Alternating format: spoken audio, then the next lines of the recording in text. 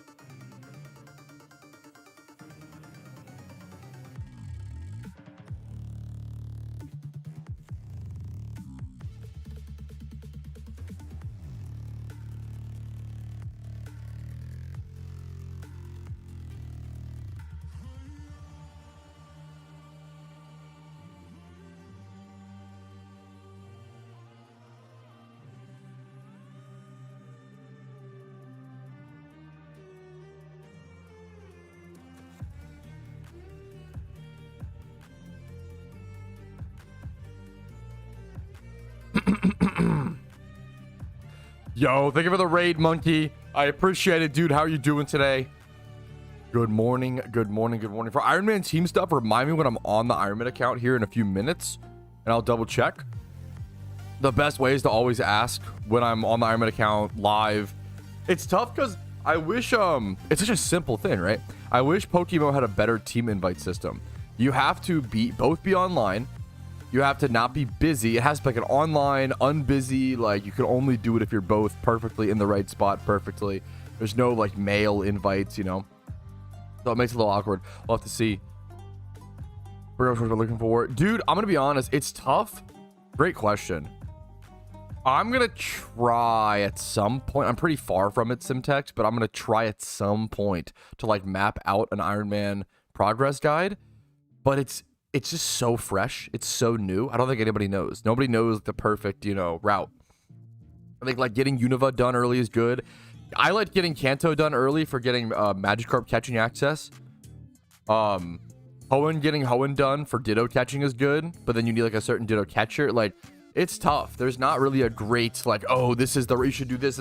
Whereas like a main account is like, okay, start Unova, build a gym rerun team, you know, maybe get Kanto or Hoenn or even like Sinnoh done, build a trainer rerun Cloyster, like get a catching Breloom. Like, main account is much simpler. Main account is like, well, you have more time, right? Yeah, step one, win a course. Like, yeah, just step one to the Iron Man account, be the luckiest fuck in the world. Step two, question mark, step three, profit. You know, there you go. That's actually so fucking real. Whew, food evening. Yo, what's up, Pokejim? I like that, dude. It was probably just a mistype, but I like it. Food evening to you too, man. Dude, the Halloween event is fucking coming up, man. 2 months. I meant good evening. Yeah, I liked the good food. Okay, I liked it though, bro. Food evening. Good evening. Me win time zones. It's a good morning for me, but for, you know. Alrighty, fellas. We got a lot to cover today. Fellas, we have a lot to cover today, okay? But first things first. Everybody, I'm gonna give you a warning before I start the hide and seek and start the recap, okay? Channel 4. Everybody go to channel 4 if you want to participate in the hide and seek in game. Channel 4, I'm not telling you the region. We're gonna do a hide and seek, okay? On channel 4, the first person to find me and trade me in game will get 1,000,000 Pokeyen. First person to find me and trade me in game will get 1,000,000 Pokeyen. We will be on channel 4. How you doing? I'm doing okay, man. What's up? I'm a little nervous. I'm getting to that point where I've been taking time off stream, so now I'm a little nervous when I go live, you know? Gotta get back in the saddle. Tell me the region. Nope, you gotta fit. That's the part of the hide and seek. Me win Iron Man. Yep, you gotta hop to the main account. I'm gonna give you guys, let's see, how much more time? I'll give you guys 50 more seconds, okay? 50 more seconds, and then I'm gonna start the little intro. You'll still have a little bit of time, but I'll even, you know what? I'm giving you guys way too many. It's kind of an easy location. Kind of. It's a little, I'm curious. We'll see. I'm curious. Don't have a main account? Dude, that is actually, to me, it's really fucking cool. But it's crazy to think about. Like, honored to have you. Welcome, Chaz. That's such a, like, you're such a new era of PokeMMO players. I'm so excited for this. I'm so excited for that. Like, that gets me fucking hyped up. Like, most people that I know that started Iron Man accounts, you know, like, took a break from their main to, like, play the Iron Man account. Those coming to the game just for Iron Man, holy shit, man. Welcome. That is so fucking cool. That is so fucking cool. It's like hard for me to, I can't believe it, you know, it's hard to fathom. On an E4 run, it's up to you if you want to take a quick, you know, that's tough. I don't know. You can't take a break from that. Some little odd places, like my little odd, but when does it start? In 1 second, okay? 1 second, okay? We ready, fellas? Channel 4, okay? Channel 4, guys. Any tips on making any Pokeyen? Playing my hide and seek right now, okay? Be the first person to find me and trade me in game. Channel 4, okay? Let's get started. Oh fuck, I had an intro to say, but I forget. Whatever, we're gonna bank off of Sarav for this one.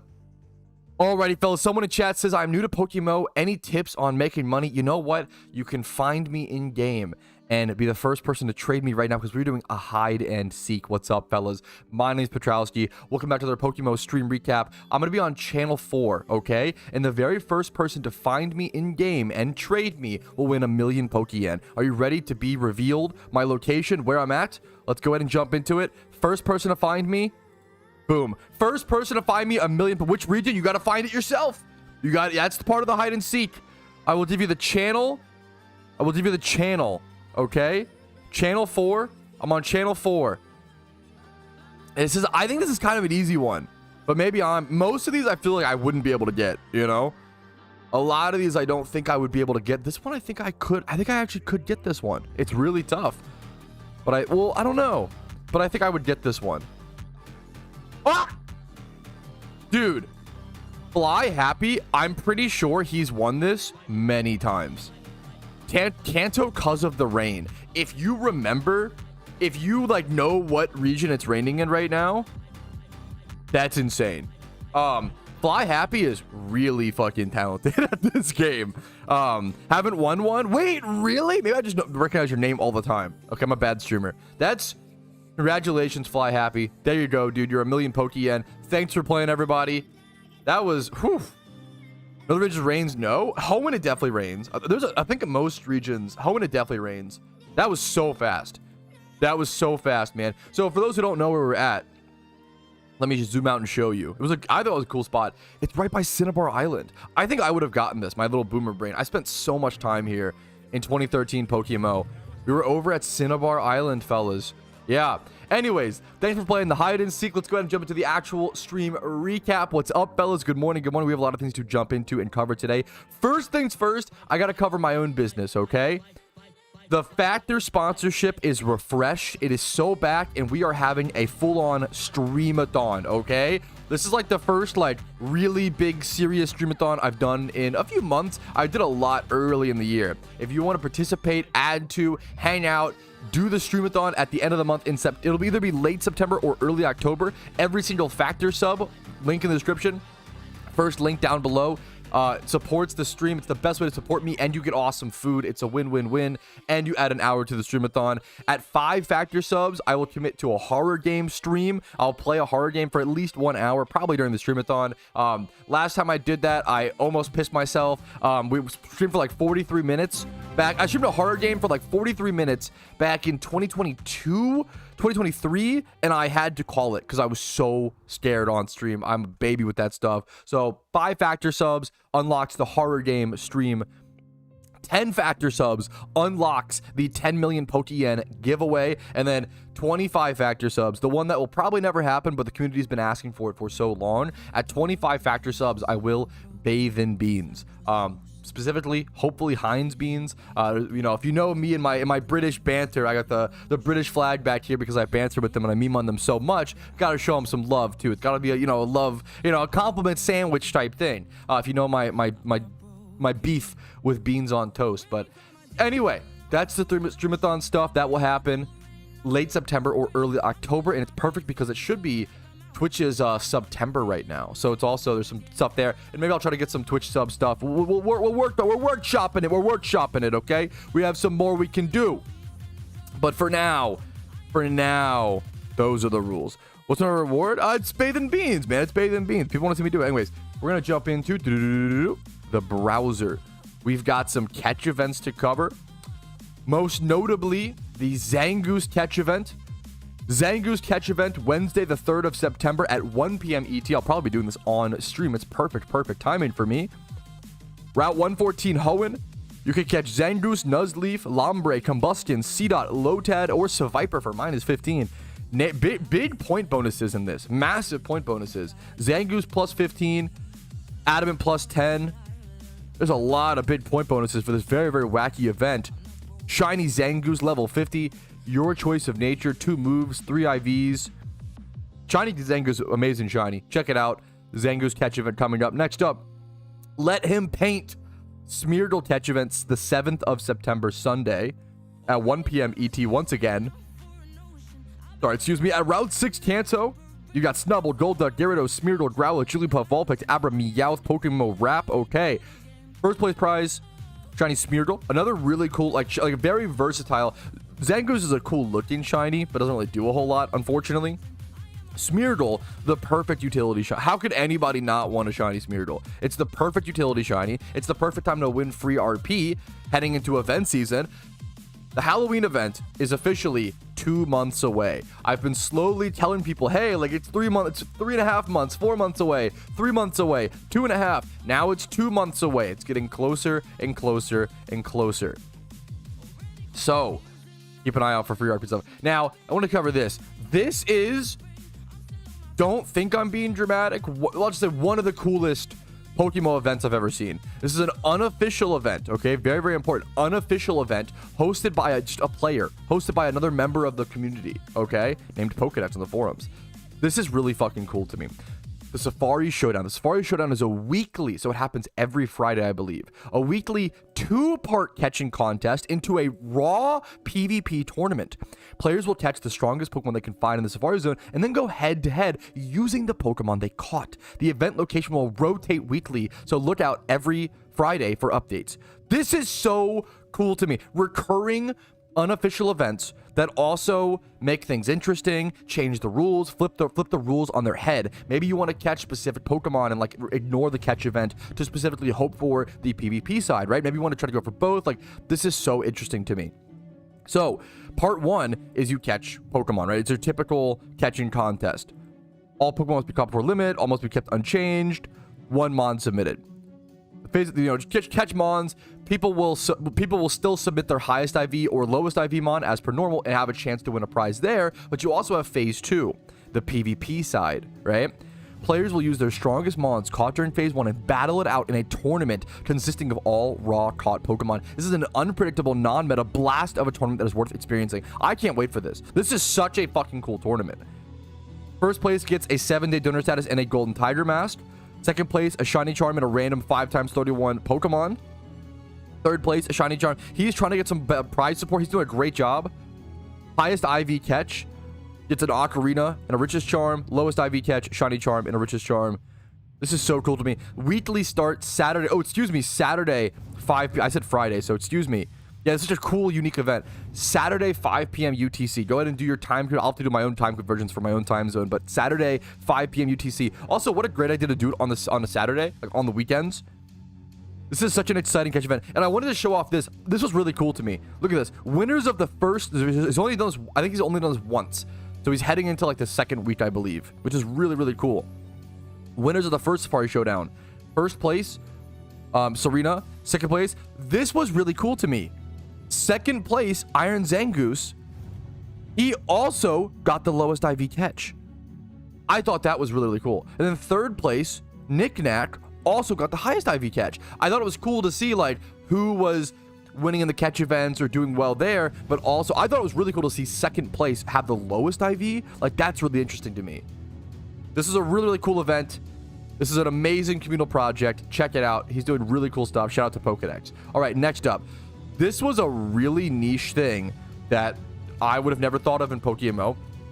PokeMMO typically has certain gray areas in the rules, which is why it's kind of tough to understand and comprehend all the rules in PokeMMO. I'm not going to lie. It is. It's unintuitive. I think there's a lot of stuff that's like, they have a lot of exceptions, I would call it. For those who don't know, one of those exceptions consists of you are actually allowed to pay people Pokeyen for art in relation to PokeMMO. Most games that would be considered RMT or RWT, which is real money trade, or real world trade, which is like trading, Pokeyen or in-game thing for an IRL asset, even if it's just art, right? But PokeMMO likes to support their artists in that way, and they like to like kind of allow that exception to allow people to make some Pokeyen off their art skills and vice versa. I think it's kind of cool. This guy asked, I was thinking, hey, could I edit videos for a friend? He's a content creator. Could I edit videos for him and get paid Pokeyen? And I agree with Cap. Like, my response would have been the same as Black Lava. Like, they'll probably ban you, but like, I don't know. But then, yeah, people like, there's a bit of a discussion here, and we had a staff weigh in, Game Master, Bearminator, who was like, hi, we don't, they like, this is like a new rule they had to come up with because of this forum post, which I think is really interesting. We don't have an issue with allowing that as long as it's a genuine service given to the content creator who creates videos related to PokeMMO and you edit those related to the game. In a similar fashion, we allow selling Pokemon related art or mods. Genuine services are a reasonable exception as it benefits players and content creators. I know some of you are concerned about being flagged for RMT. We will inform GMs about the allowance of the service, but sometimes people try to play and pretend and hide their RMT in services that never existed to begin with. Protect you both, yourself and your contractor. Please follow a few principles. Always obtain the agreement in writing. Keep proof of your work. In the event of a need for appeal, ensure that you provide the necessary proof. I thought this was really, really interesting. I think PokeMMO does try to bend their rules for like I think PokeMMO has rules that exist for a purpose. They're not like reasonless rules. like a lot of bureaucracy can be at times. I feel like their rules exist for a reason, and they allow exceptions for a reason. But because of that, sometimes it can be a little harder to follow. They're a little more flexible, but they also just like, if you just do things with good intentions and like usually you're good. I thought this was pretty, or just ask questions to the staff. I thought this was really interesting. So I thought it was really cool. Next up, one quick little thing. The move round is temporarily banned from competitive play due to a bug. That's it. In a move you would never normally use, you know, you would never normally use that, but it is banned due to a bug. Just thought I'd let you guys know. There's actually a forum post that lets you know when moves are banned due to certain bugs or whatever in game. It's kind of funny to see that pop up. But there we go. That is the daily news and full intro to the stream recap. Hopefully you guys are having a great day. Let's jump into some actual PokeMMO gameplay. Hopefully you're watching on your second monitor, playing on your first monitor, and good luck on your PokeMMO shiny hunts. I know you're doing that today, or your EV training, or whatever you're doing. What the hell? How is the door? How is the door locked? What do you? What? I've never seen this before. Did they get reset? How is the door locked on my 10,000 hour account? Sorry, 9,000 hour. Huh? Is that a bug? Did it get reset? I've never seen that before. I used to gym rerun and clear this gym all the time. Yeah, apparently I am a noob fly happy. I can't even access the 7th gym. Anyways, I'm gonna hop over to the Iron Man account and play the game. What the fuck? What a funny and interesting. I've never seen that. That's so weird. Especially on it. I don't know if I did, Xanarchy. I think I covered one of yours recently. Was yours the event boost change? I covered that in the last stream recap. So yes, if that's the one you're talking about. Confused? Nothing under video over 140. That is a painfully average. Thank you. Prestige, pumpkin, vanity. That is a painfully average catch event. That always stinks. Sorry to hear it, man. Let's I'm gonna put the BRB screen up just so I can hop over to the Iron Man account. Also, I didn't F when what's it called happened. So that's pretty amazing. That's pretty cool if you ask me. I ended a clip and I didn't crash. You'd love to fucking see it, man. Yeah, when did fucking Cinnabar Island reset? You didn't what now? I didn't F your mom and her A, or did I? Who's to say? Right now, I'm in on your Discord selling field / Ninkado boxes. I'm happy to hear it, dude. Hell yeah, man. How was your weekend? Up and down. I think I feel like it's pretty rare you get an answer from me where it's like, oh yeah, things were really stable for me recently. Oh yeah, I live a very consistent life. Like you'll almost never hear that from me. It's always like, oh yeah, I had some really fucking I had some really high highs and some really low lows as per usual. That's just who I am. Oh my god, we'll talk about it when we get into the movie Patrouski takes. I rewatched Interstellar in theaters. Oh, I know it's just, I'm gonna sound like the most basic fucking nerd in it's not a, you know, it's the coldest take in the world. Dude, Interstellar is, it's unfair. I'm gonna read my review of it later. It's not fair to other movies how good Interstellar is. I genuinely feel making a movie while Interstellar exists is like being a fucking featherweight in the UFC trying to fight like Butterbean, like fucking it was an old boxer. Like it's fucked up, man. I love Patrouski and they have it in theaters. My local theater is replaying it. It was such a good, I've seen it three times or so. Such a good rewatch in theaters. Oh my god, it's so good, man. I feel like a lot of theaters, at least my local one for sure, but a lot of theaters have really been utilizing like replaying old classics or like remastering them in 4K and then showing them in theaters. It's fucking awesome. Thank you for the Prime, Manic Pixie Dream Homie, one of the best usernames in PokeMMO. Happy to have you. I do love you. Also, someone, fuck, who was it? Who had the fucking 2 years? Who's KG64? I'm about to burp.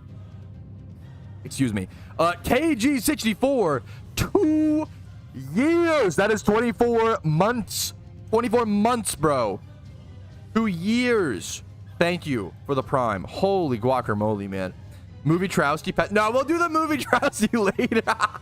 me when I say it's time for your most favorite or least favorite part of the stream and the view, I lose 40 viewers. I've been loving talking about movies. I get if it's not your cup of tea. You know, there's no harm in that. Okay, I do want to see this post.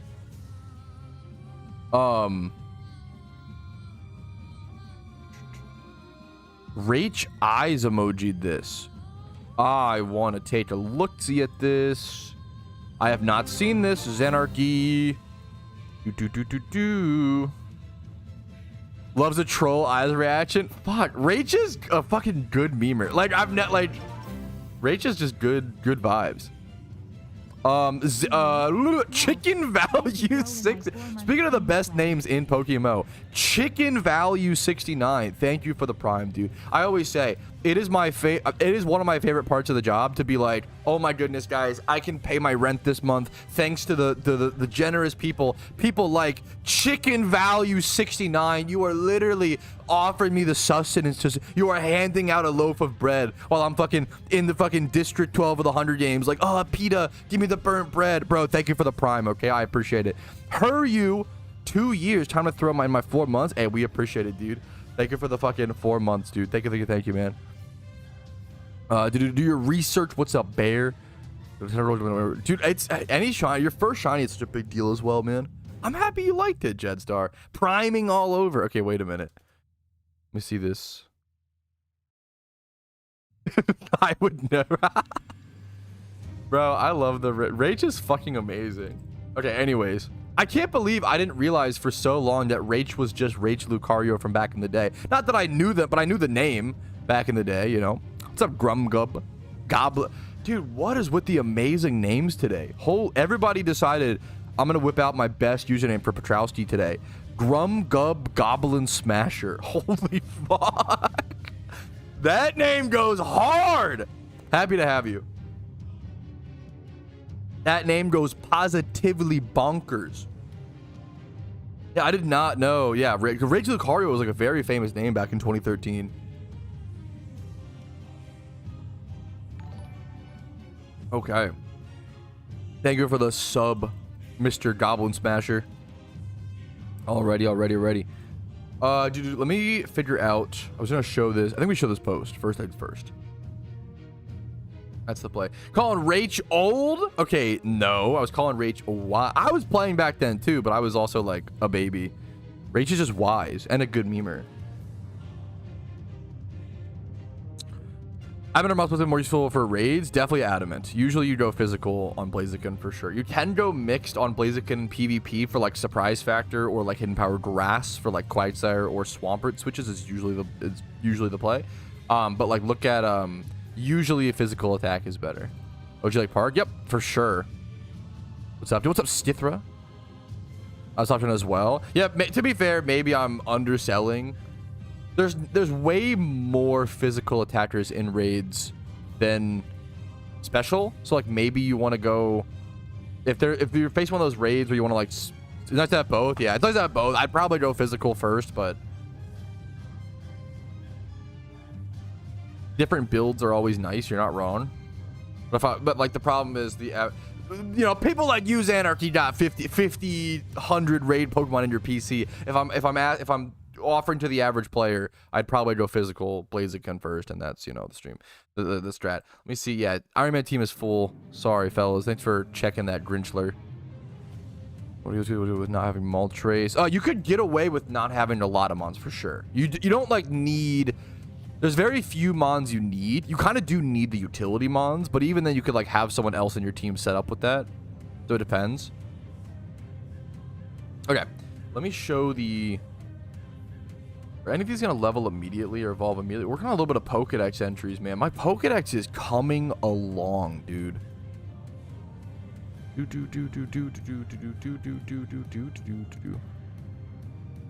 Distracted Patrouski. I am, dude. I'm getting old.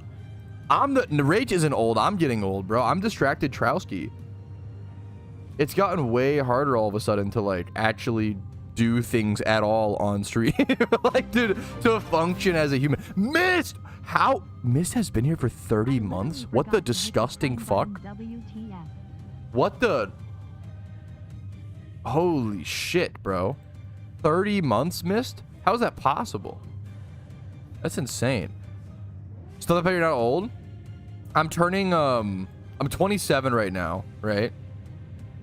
My wife's already planning for my next birthday. My wife was like, oh, you're almost 30. I'm going to celebrate your 29th birthday basically as your 30th. And I have a really good idea. And I was like, sweetie, I love you so much. I'm turning 28 next year. And she was like, fuck, you're so young. She's like, I forgot how young you were.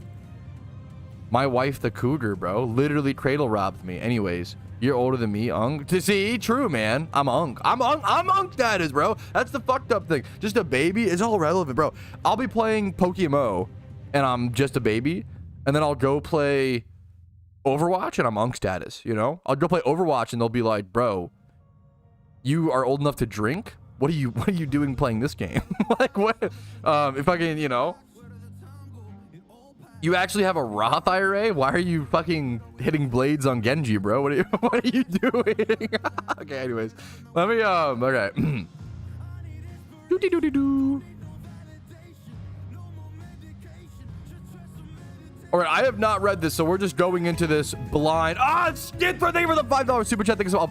I'll properly thank you in a quick sec, but I'm going to this blind. Zenarchy said that he posted a suggestion box post and Rach Eyeball reacted. However, Rach has been known, there's one of the head devs, or one of the devs of PokeMMO. Rach has been known to do a little trolling when it comes to, especially Zenarchy, so we'll see.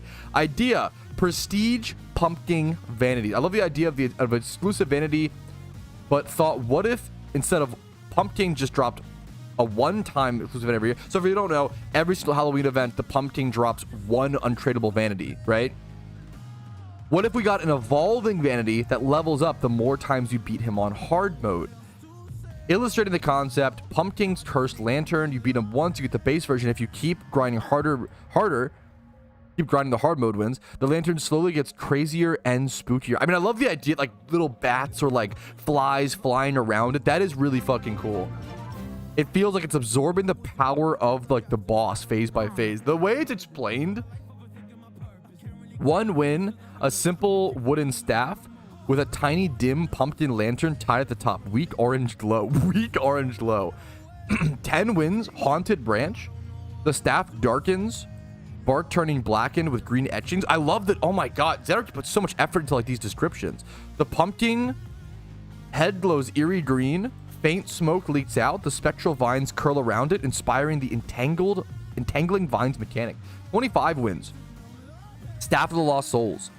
A larger, more ornate staff with ghostly particles swirling around the pumpkin head. Spectral mist leaks as you walk, and the vine now moves slowly like they're alive, inspired by soul drain and spirit away.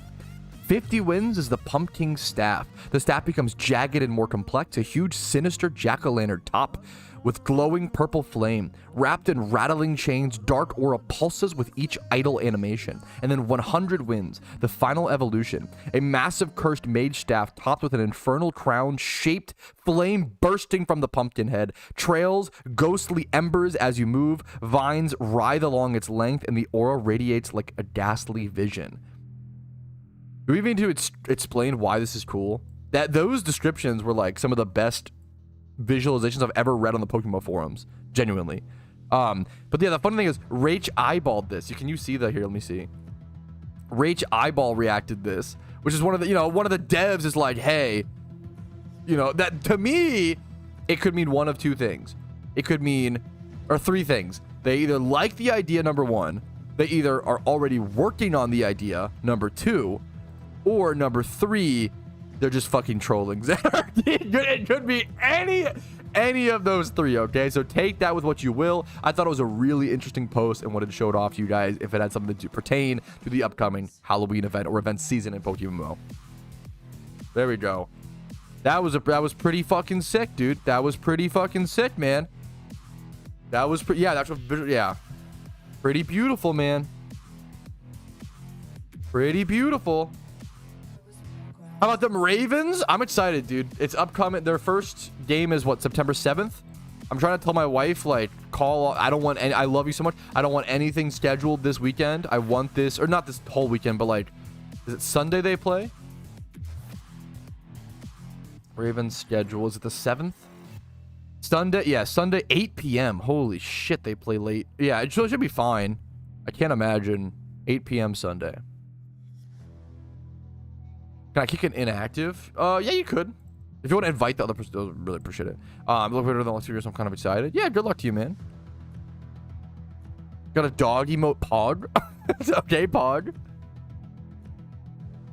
I just don't know how can I progress through this on my account really slow with it.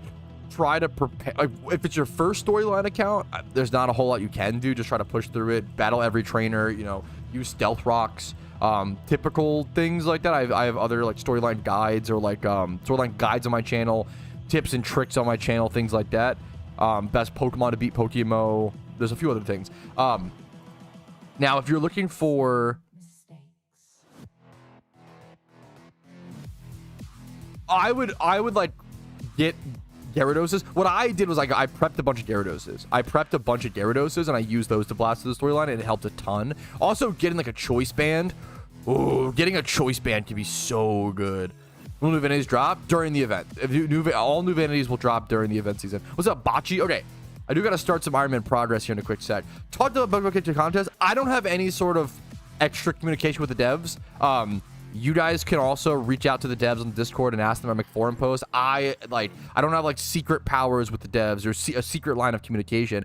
I can DM them on Discord the same way that you guys can. So if you want to do that, you know, you can do that. But I don't know anything about the bug catching contest. You know, the problem is I don't know a whole lot about those pieces of content, so I don't want to be the champion for them. What's up, TJ? We are so back. Okay, I think we're ready to just jump into the motherfucking Iron Man day, right? I think we are finally ready to jump into a day's worth of Iron Man grinding, fellas. We're making insane Pokedex progress. I'm very proud of this. We're up to 504 caught OT, dude. I've been putting in work. We have a few other Pokemon to level here for Pokedex entries over in my party. We've got a fair bit of hours played. I think right now the plan is to just go ahead, XP train these Pokemon casually. I'm also going to hit 25,000 encounters very, very, very, very soon. I'm just going to XP train these Pokemon, get them logged as Pokedex entries, and then move on to our gym rerun. And then after that, we're going to do we have a few options. We could do more Pokedex progress, number one. Number two, we could go catch Dittos and legendary hunt. I would like to get a Raikou before the end of the month. The legendaries just rotated over. This season just changed in PokeMMO. There's Articuno in the wild. There is Raikou in the wild. I would like to get both, honestly, but the Articuno is very like not needed, but for, like, to complete the legendary trio in Kanto would be kind of cool. We have those two options, and then the third option, so Ditto farming, legendary hunting, and then more Pokedex entries. The third option would be working towards more PVM raid Pokemon. I still need like a really good Archeops, and that's going to be a tough one because I have to go fossil farm in Unova specifically just to even get the first Archeon to start breeding that Pokemon up. Raikou this month. It is Raikou this month. Raikou and Articuno, I believe. What's up, Mist? What is this on? This is on Vanillish.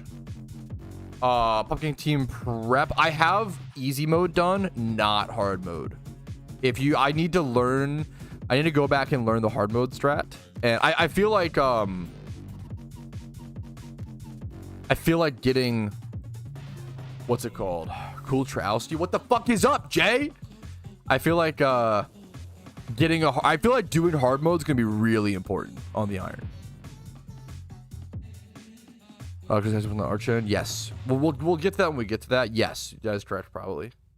Vanilla Forge just for Pokedex, just leveling up for Dex. I do actually want a good Vanilla at some point, though. Back to the important things. Hey, enjoy that, dude. Going on a breakfast date is a special thing with the wife. Enjoy that. Appreciate that. Don't rush it. Hey, Pat, just want to thank you for the Olive Garden recommendation. Had it over the weekend. Fuck, I'm happy you enjoyed it. It's kind of a meme. Olive Garden's kind of a fucking meme. It's not like good, but it's so good. Does that make sense? Everything at Olive Garden is like low. It's like Olive Garden is like Panda Express. Okay, everything there is low quality, but oh my god, it tastes so good together, and it's such a vibe. Yeah, like that's the yes. I love Panda Express. My wife loves Olive Garden. I like Olive Garden. I like the all-you-can-eat pasta. You know, I like a food challenge. You know, there you go.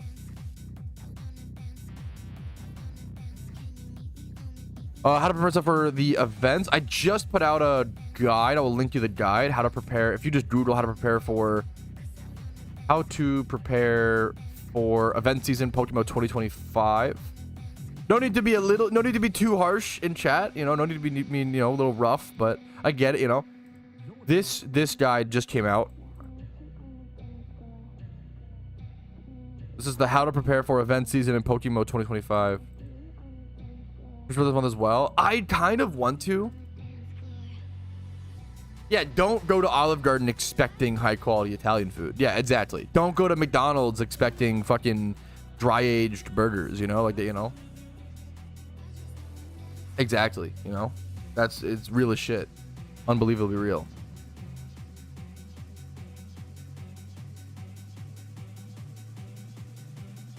McNugget life.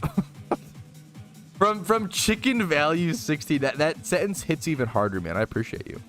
You guys don't get Wagyu from McDonald's? Yeah, not here in the US. That is so true. First time chatter? Fuck. I love me some double cheeseburgers, man. Don't get me started. Kind of yesterday morning. First Safari encounter? Dude, what's up? That's your amplifier on the Ironman account or on a main, and you have to buy it with RP. It's an untradeable item. You can either on a main account buy the RP voucher. On an Ironman account, you have to win a catch event or win enough RP from official events. McDonald's burgers are aged and dry, but not dry aged. Yeah, okay, wait a minute.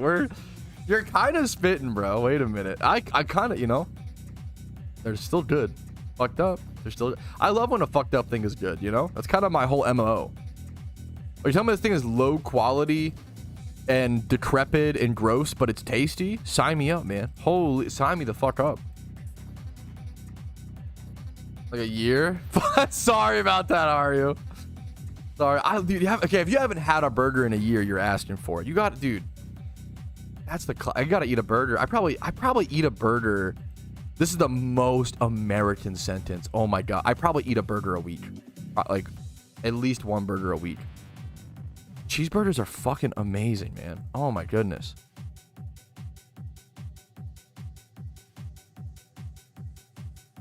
Probably at least a burger a week. I'm trying to think.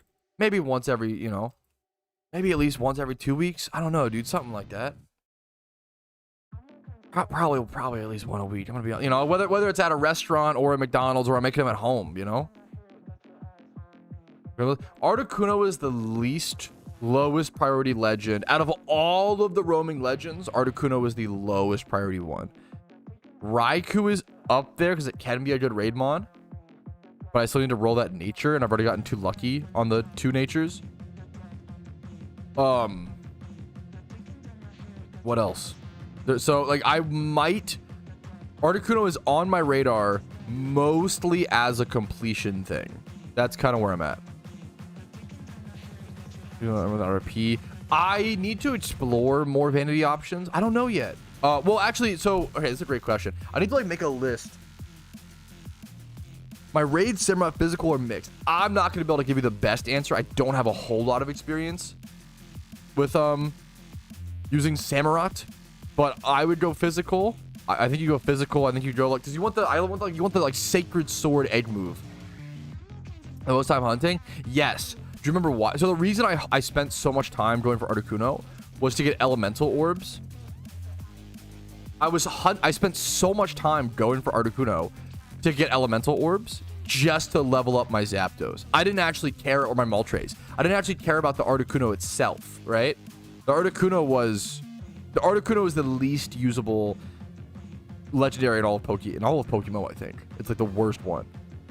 But honored to hear that, Mike. What's up, dude? Happy to have you, man. But it's still worth catching for collective. You know, I want to get every legendary on the Ironman account. It's a goal for sure. Raikou is legit a relevant Pokemon. Articuno is not really good, but I still want it for the collection. It's interesting we're reaching that. Yeah. People ask about whether or not I'll hunt Articuno this month, and I think it's like a low priority, but I might try to get to it like towards the end of the month, but it's pretty low prior right now is what I would say. It's interesting.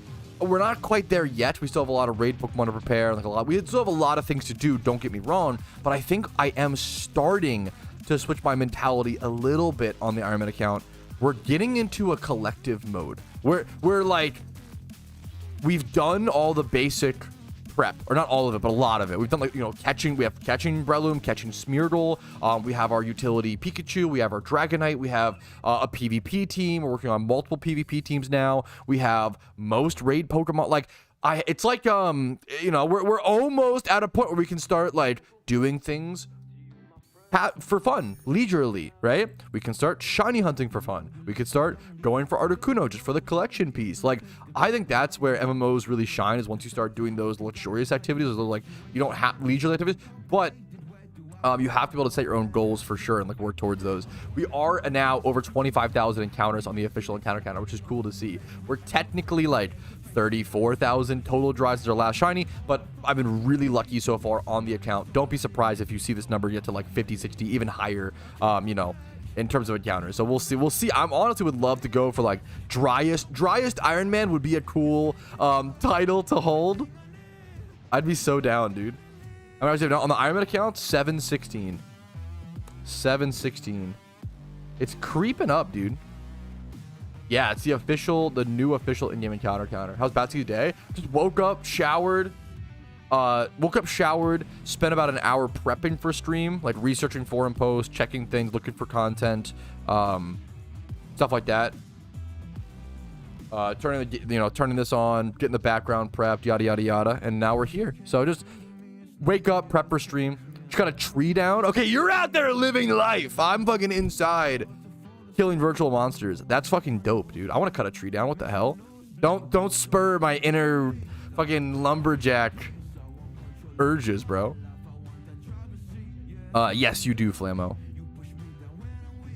Haven't stopped. Have you been like cutting trees all week? Cutting trees is a fucking exhausting activity. One of my favorite what's the word? One of my favorite like types of videos to watch. Do you know those like tree chopping competitions where they like have to chop a big enough slit in the tree to then like move the plank to then step on the plank to the, you know what I'm talking about, bro?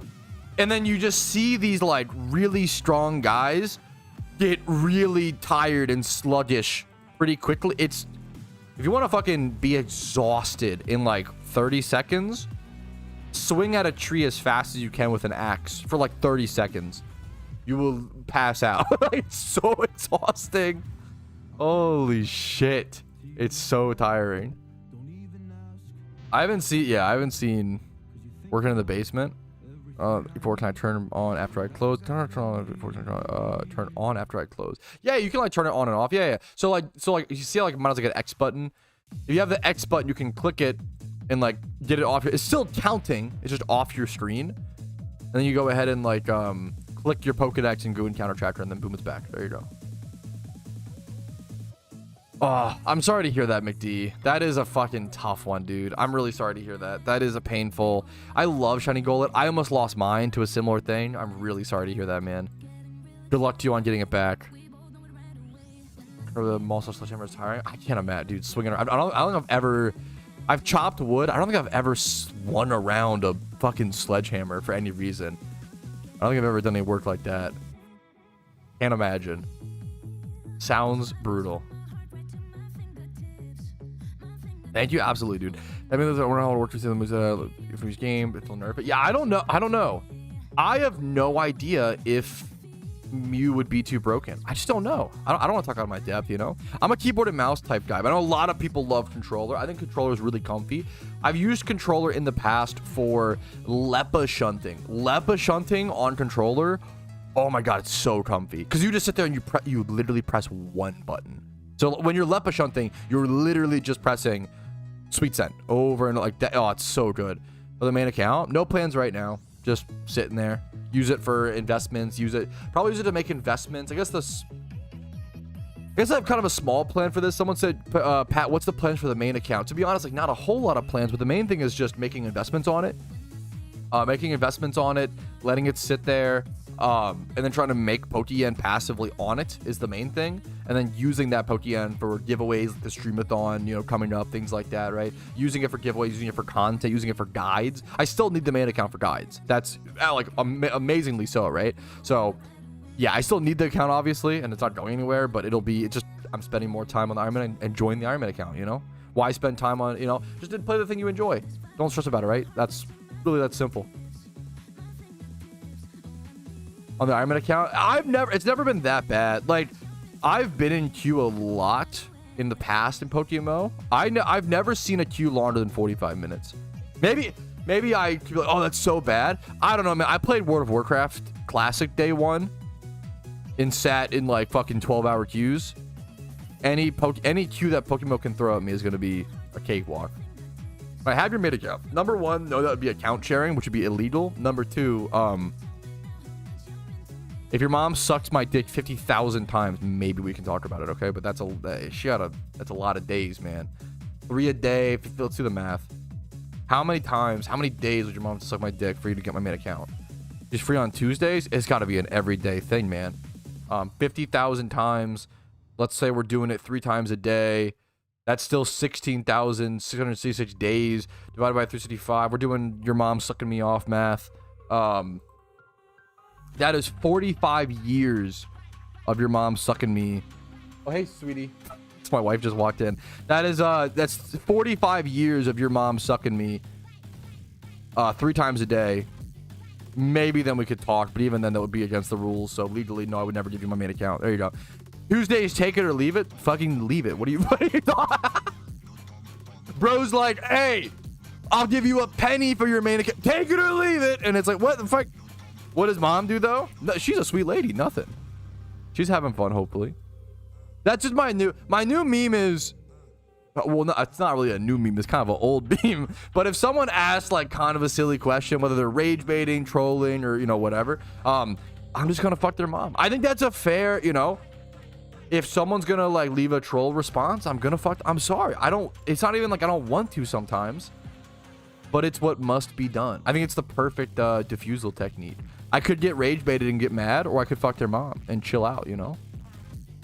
I think it's the better option, you know. What's this guy yapping about? Honestly, nothing. Literally nothing important. Okay. Okay.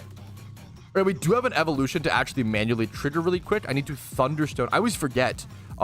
Electric evolves via a Thunderstone, I believe. Yeah, into Electros. So I'm gonna go ahead and do that evolution and then just, I think, release it. We don't need to keep this. I almost want to keep it actually, because if we ever need an Electros, PokeMMO is kind of a tough spawn to get in the wild. Maybe it's easier than it should. Yeah, it's supposed to be a very rare single encounter spawn. I'm going to keep it on my PC for now. We might release it in the future if we need space, but this will allow us to focus the XP on our other Pokemon. Excuse me. This will allow more Pokemon to have the focused XP, which is nice. Anything else I need to be XP training right now? Let me go see. No, just these. So once we finish XP training these 3 for evolutions, gonna hit up our Jimmy run very, very soon. Turn your ass. Yeah, for obvious reasons, hopefully, you know, I'm not actually ever giving away my main account. Fuck that. To see Pokemon 100 might be done with, like, done as in, like, it's gone? That would be really, really bad if that's true. I'd be really shocked. I don't know. I don't know. I don't know anything about that.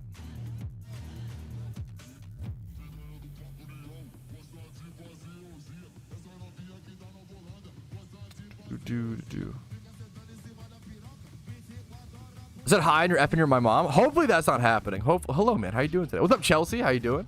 Hopefully that we didn't escalate that quickly. Andrew's requiring all apps to be verified developers in September 2026. Interesting. Right now I'm XP trading for OT Pokedex entries, trying to unlock the Pokedex for Mount Silver access, for better XP training, EV training spots, etc., etc. Working on a little bit of Pokedex progress. Great question. Nice shunts as newest players. I have a bunch of videos on that topic, but off the top, I love Drudagon. I think Drudagon is a really cool shunt for new players that is kind of like forgotten / like just, you know, Drudagon's fantastic. Swablu. Any ×5 horde spot that's next to a PC. Whooper. Will Pat ever open an OnlyFans? No. I mean, I memed on it. Like, I would never actually do it because I'm too fucking shy. Let's be honest. But I joked about the fact. I love the idea. Back when I was like a serious Overwatch player, I was a Lucio one trick. But I liked playing Roadhog sometimes for fun. I could play Roadhog in like Diamond, but anything past that, even like mid Diamond was too much. Low Diamond, I could play Hog successfully.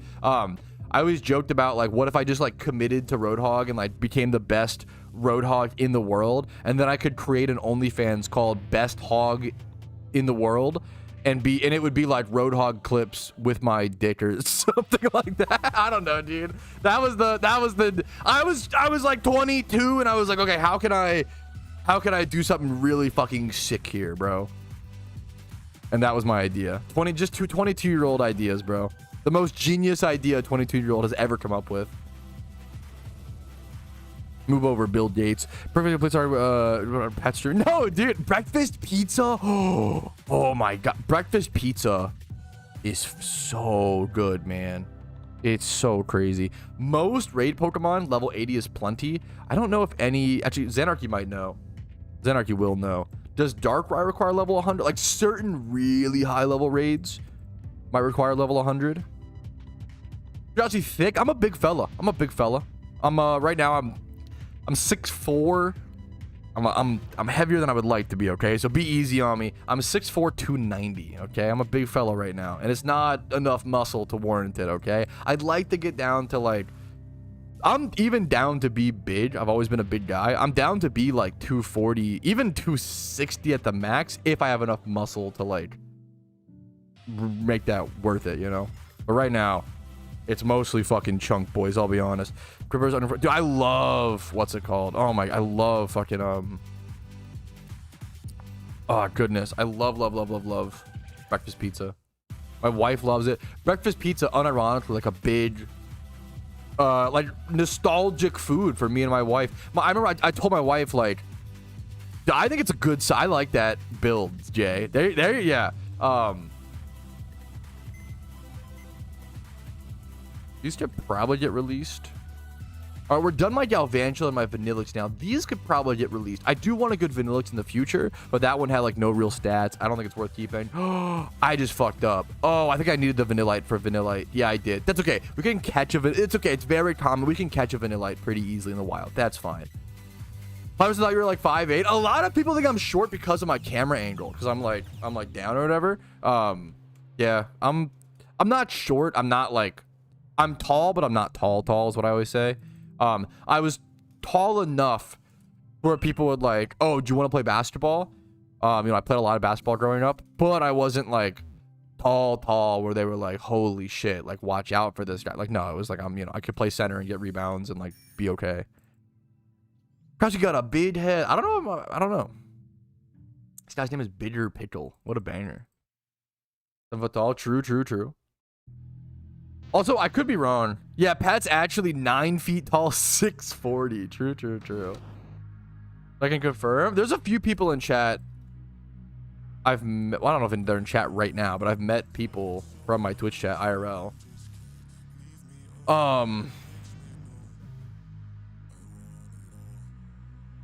The problem is, I also, if you're maybe this is just me, but I feel like other big guys in chat can confirm. When you're big, nothing's really fit for you. You start to slouch. You like in the car, dude. I look tiny as a passenger in the car. Like me and my wife have this joke. It's a really dumb joke, but it's called me when I sit up straight, because I go from being like looking like a tiny person in the car to being like my head hitting the roof. Like if I sit up straight in a car, my fucking head will hit the roof always. So I just like have learned to slouch really hard and like to like, I sit back and I sit deep in the seat, you know?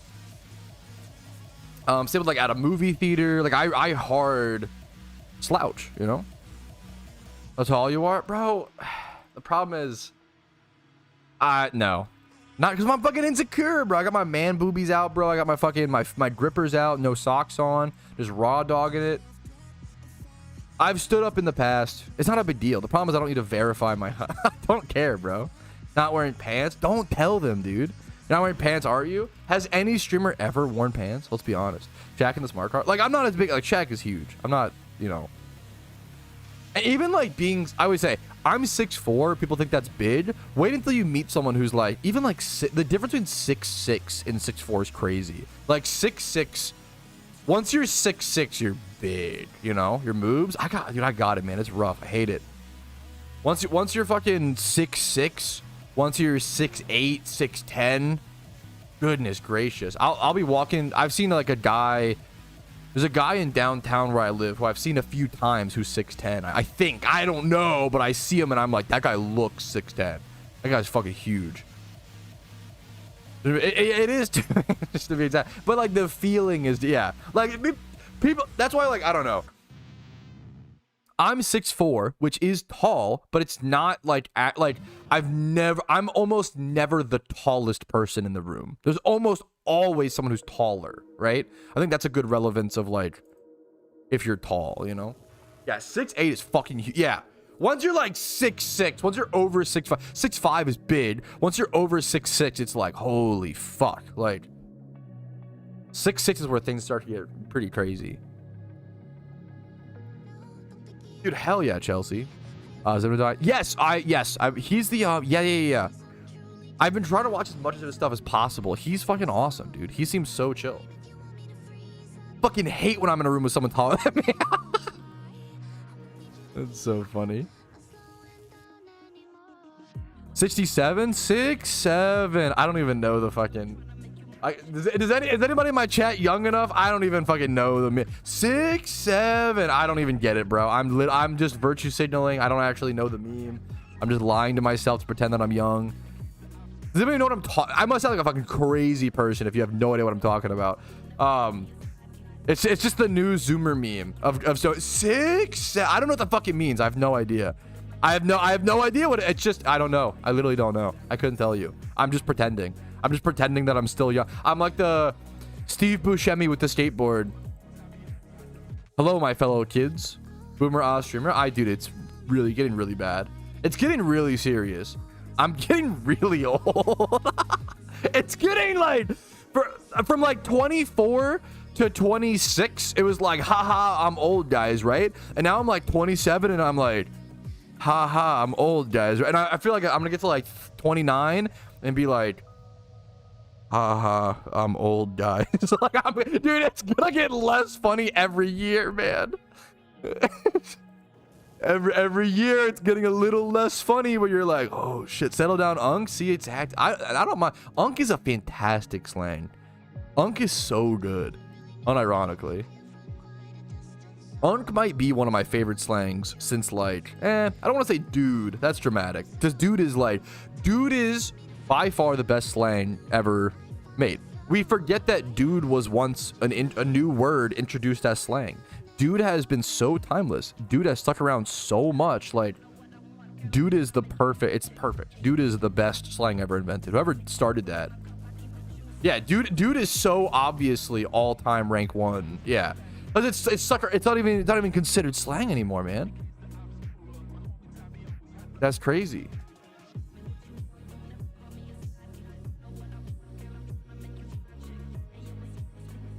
It's crazy, man. Zap cannon, more like fucking. Your mama show me those cannons till I be zapping. Okay, I'm just kidding. I don't fucking know, bro. Come on, John. That's not the place for this, John. If that's true, go reach out to the devs. I'm not gonna deal with allegations. I don't know what it's. I mean, it's because I'm the big, you know, because I'm the number one English speaking PokeMMO content creator. Sometimes, not even sometimes, every single day, people will come to me and be like, Patrouski, I got banned. Please, can you get me unbanned? And I'm like, I don't. What the fuck? That's not what I do. I'm just the guy I'm just a player who makes videos, you know? Hell yeah, Clark. Let me see, man. Patrouski. Please help me. Okay, let me see. About the place. The walls are all rubble. Shoot improvement. Dude, hell yeah, Clarko. Look at you, man. can't believe there's homies out there actually doing like house repairs and working on their that's fucking cool, man. That's a cool, I get it, you know. True. Shiny Quaalude saying that is even funnier. All right, there's the Cling Clang evolution. That is the final evolution I needed to finish like all the leveling for Pokedex entries. That puts us up to 510. We are officially under 100 Pokedex entries needed to complete it, boys. That feels pretty sick. I like, part of me wants to like really keep pushing for the Pokedex because I feel so close. Like it feels so close I can taste it, you know? Okay, I'm gonna go ahead and head over to Unova. We're gonna go start our gym rerun. We're gonna go get prepped for that, and I'll see you guys with that. Nice shiny Scizor. It looks kind of sick there. Dude, hell yeah, Chooch. I assume these are all Iron Man. Putting on for years. Dude, I get that, man. Right, we do have an evolution to actually manually trigger really quick. I need to Thunderstone. Shut up, video Trousti. Those go to the Iron Man. Yeah, I was XP training Hoenn. You feel unstoppable? I feel, yeah. Unstoppable. I respect the... I just released this. Boomba. That we keep for a bit. Go grab our beautiful gym rerun Pokemon. Let's grab our double type Flosion. We need our one Garchomp. And then I want to... Okay, what am I leveling? That's the question of the day. I want to level this Medicham. This Medicham's beautiful. I think it's EV trained. I put so much work into this Medicham. Like, unironic. I went for the Bullet Punch head move, and that was a pain in the butt. How I did it. Real account, dude. It's easy when I play this game for a living, Chelsea. Don't ever compare yourself to the the content creator and be like, oh my god, like I've been working so hard on this thing and he's done it in X amount of time. It's that's my job, I'm fortunate, right? I don't want you to feel bad over that, It's getting better. I don't know. I'd have to check it. Chill. I feel I'm out of my depth right now on a lot of market stuff. I feel I want to be very careful whenever I talk market stuff in PokeMMO, because I don't know for sure. Yeah. Also, I have tons of hours. Yeah, exactly. Thanks to. Gotta give a rough estimate of the Pokemon for the event. You want to build them mons even train. Ooh. Good question. This is a fantastic question that I should have actually touched on in my video. If you could give a rough estimate on how much it would cost to build the 20 raid Pokemon for event season, the video you covered recently, what do you think it would be? Is a few million Pokemon enough to buy the mons into EV and XP train? You'd want to breed some of them. A lot of people brought up in the comments. A lot of people brought up, you do want some of your raid Pokemon to be OT. I don't need all of them to be OT. Some raids require a few OT Pokemon. You really want as many as possible to be OT, which is like, breed your own. You can buy the breeders from the GTL and then breed them to get your OT. That's fine, as long as you have them in your Pokedex. That's totally fine. Also, OT with the star, OT with the asterisk, should work as well. They didn't work in previous years, but those should work this year for OTs as raids. The main hardest raid that you need a lot of OT is Heatran. Heatran requires 4 OTs, which is a lot. It's a lot more than you would realize. The sun is glaring on me right now, so I'm looking a little bright, I am this pale. Okay, give me a break. But anyways, so an estimate on how much it would cost to build all 20 mons. On average, counting and we're not counting the time to like EV train, XP training, I think 150k per Pokemon is fair. That's counting like TMs. You could build them for cheaper. You could actually like build them for a fair bit cheaper. But I'd rather over guesstimate how much it's going to cost you guys than under guesstimate. I like to do that's how I like to do math. I'd rather give you guys an over guesstimated number than under. So if it's 150k per Pokemon, which you could probably build the mons for way cheaper. Some you could build for like 30k. Some you could build for 50k. Some will be 150, like a good Garchomp, right? But then you need like the TMs and stuff like that, which the items as well is like a bit. I would say you could build all 20 for 3 mil for sure, guaranteed. You could do it for way cheaper. You could. I like the idea of almost doing a challenge where trying to build as many raid mons as possible, like on a budget. It's a cool idea. Because you don't need 31s. You could build them way cheaper. It depends on how good you want them to be. Yeah, 150k per mon is a lot. I'm high guesstimating. Because TMs can be expensive. Sometimes you gotta buy 4 TMs. And that costs 30K, sometimes times 4, right? Sometimes the TMs are just so expensive. So I'm just assuming really, really high end. I would say worst case scenario, you could build all 20 for 3 mil. That's like on the high end. Low end, I would say you could do it for a mil, maybe even less. Probably a mil. You want the like items as well though, like choice bands, choice scarves, you know, life orbs. Those are going to cost you a few 100K right there, you know. If you have extra BP, use that, right? But yeah, so I would say low end 1 mil, high end 3 mil. Great question. I'm glad you pushed me to that. I should have actually thought about that in my video. It's a great question. I like that a lot. I'm sure a lot of people, that's the type of question I'm sure a lot of people are wondering the same thing, you know, but didn't know how to ask it, or yeah. Do like half that. Yeah, no, I'm trying to highball, and then yeah. Well, we do you need 20? I'm new. Can you explain that? I have a video on it. If you let me go get it for you. 20 raid Pokemon PokeMMO. Make sure that once again just Google questions if you have. But this one's a tougher Google. You know, he's referencing something you may not know. So to be fair, it may not be relevant. I made this video recently called the 20 raid Pokemon to prepare for Halloween in PokeMMO. If you haven't checked it out, check that out. I also started, I believe, I started like a playlist for this year's event season. I'm not sure. I'll have to double check that.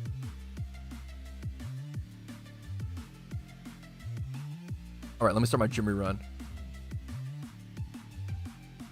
All right, it is gym rerun time on the Ironman account. I'm going to go ahead and update this number because I always forget. So this is gym rerun number 36 on the account, if I've kept track correctly. We are leveling our Medicham today. One of the Pokemon I spent the most amount of time like getting a good Medicham into. Bullet Punch was an egg move that I put a lot of effort into making sure I had on this thing. It cost me a bit to do so. Adamant Nature, EV trained, 31 attack. It's a beautiful Medicham that I can use in both PVM and PvP. I'm going to pop my amulet coin. We are starting at a little over 1 mil Pokeyen, and Medicham's level 38. I'll see you guys at the end of this run. Yeah, you may not need, it's you know, there's always going to be, I think it's tough, you know, it's tough. I think the 20 is pretty relevant, but it's not. The problem is everything around that's always going to be subjective, right? The problem is everybody can leave comments being like, oh, I think you can do it for less, or I think you actually need more Patrouski. Like, that's the tough thing with making videos, is I'm never going to make like nobody's going to 100% agree with me, right? Which is totally fair. That's why the world is fun. Make money after the 4th gym in Unova. I'd finish your first region, dude. It's tough to make Pokeyen if you don't have your at least your first. Like, you want to finish as many regions as possible and then try to make Pokeyen. Level rounds efficiently. If you Google XP, guys, I appreciate the questions, but I also encourage you, please Google questions before asking me on stream. I have over 3,000 videos covering PokeMMO topics. The odds are I have a video on it, but if I don't, or you don't know how to find it, if you've Googled it and you can't find it, I'm more than happy to either link it or re-explain. I don't want to not help people or not answer questions. That's not my intent, but I do want to save energy, save time where I can, as well as give you guys a better answer, right? If you Google a video guide that was created to answer a question, that video is going to answer that question a lot more than me on a live stream trying to recall it off the top of my head. Any songs about this subject? Yeah, I might. Yeah, you know what? That's a great question. There's a PokeMMO song called "If You Google That," which is a fantastic piece of art, made by fucking the king himself. You know, it's gym rerun. Hanging in there. Yeah, what's up, dude? What's up, Jay? I feel a lot. I feel a lot. I'm not gonna lie. I know you're not really. I mean, you probably do. I don't know. It's a mixture, right, Jay? Care, but not kind of memeing asking. I feel a lot better. I'm gonna be honest with you guys. I was really, really nervous heading into today's stream. For those who don't know, I've taken a lot of time off of stream recently. At least for me, like more time than I've taken off of stream in maybe ever. Like I've taken time off of stream. Like I've like gone a week without streaming. No worries. It's not a big deal at all, Flammo. Don't worry about it. Loving your Medicham. Thank you that you took a question, you narrowed down on it, you asked a specific question. I love you for that. That's what it's all about, man. I love, because you can't Google specific questions, right? I am leveling Metacham passively while doing my gym rerun.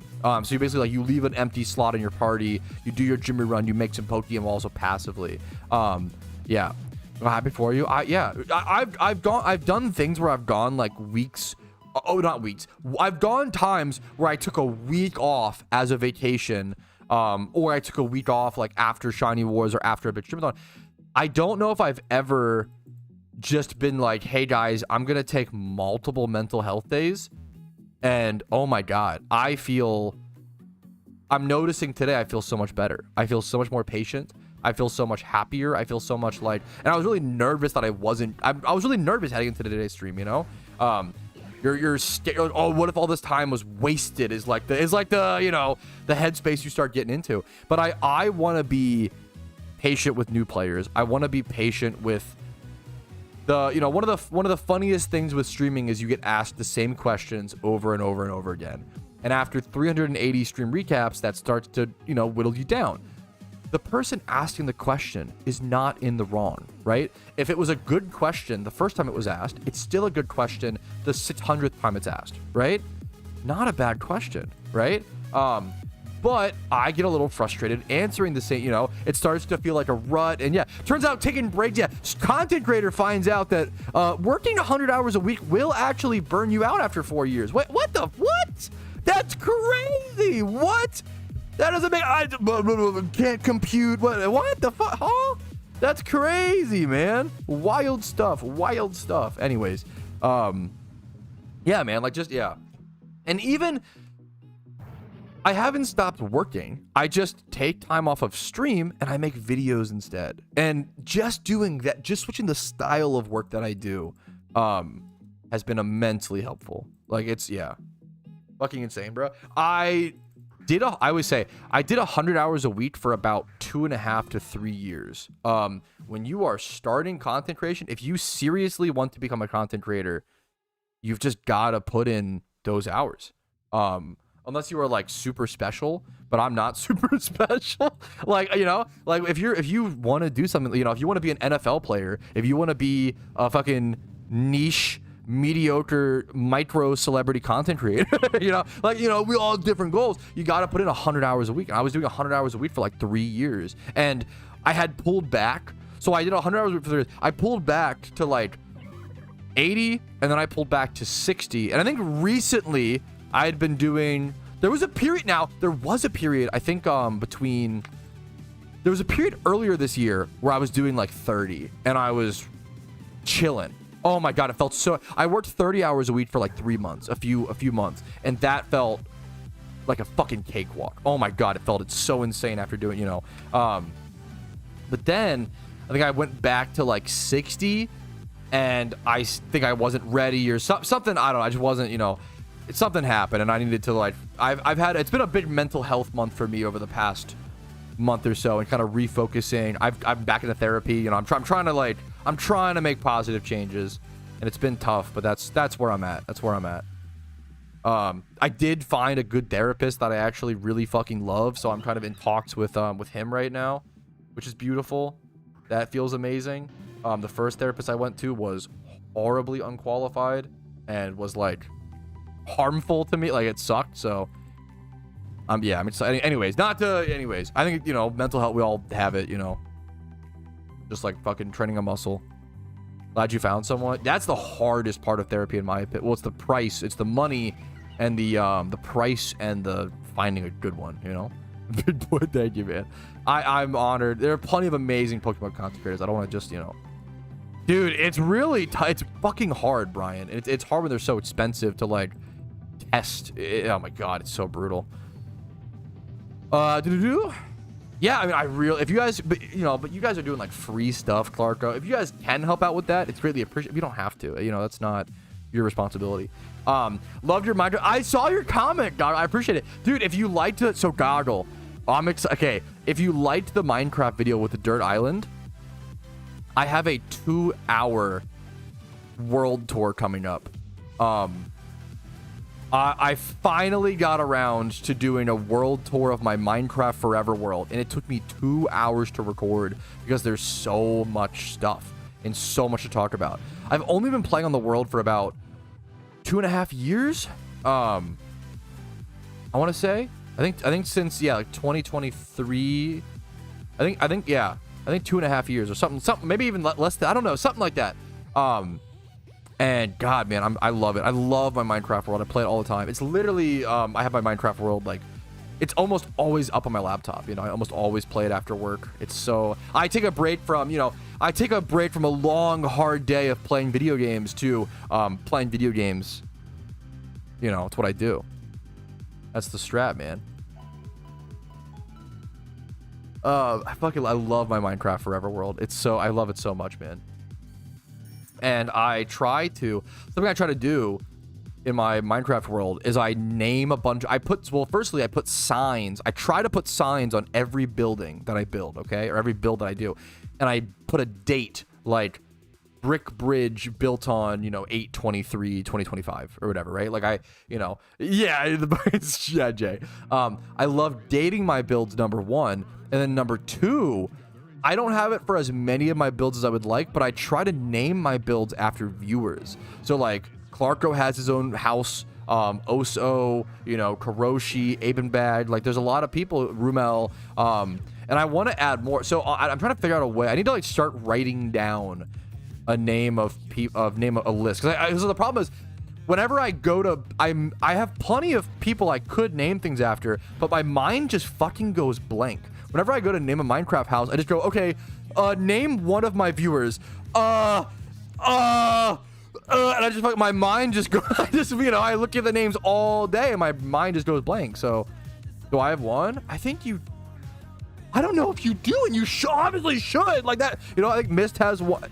Mist has gotta have one. Like, it's literally just my mind just goes, there's so many options, my mind just goes blank. No, don't take it as it's more of like, I want to make a list and really, you know, yeah. I want to move houses. You're stuck with your prisoner and your little snowman prisoner, you freak, Tom. Your house is fucking locked in, bro. I love your house. Your house is one of my favorite ones that I've built. My lobster's too buttery. I love that meme. We need to be saying that way fucking more, bro. Holy, that's a good ass meme. My lobster too buttery, my steak is too juicy is so good.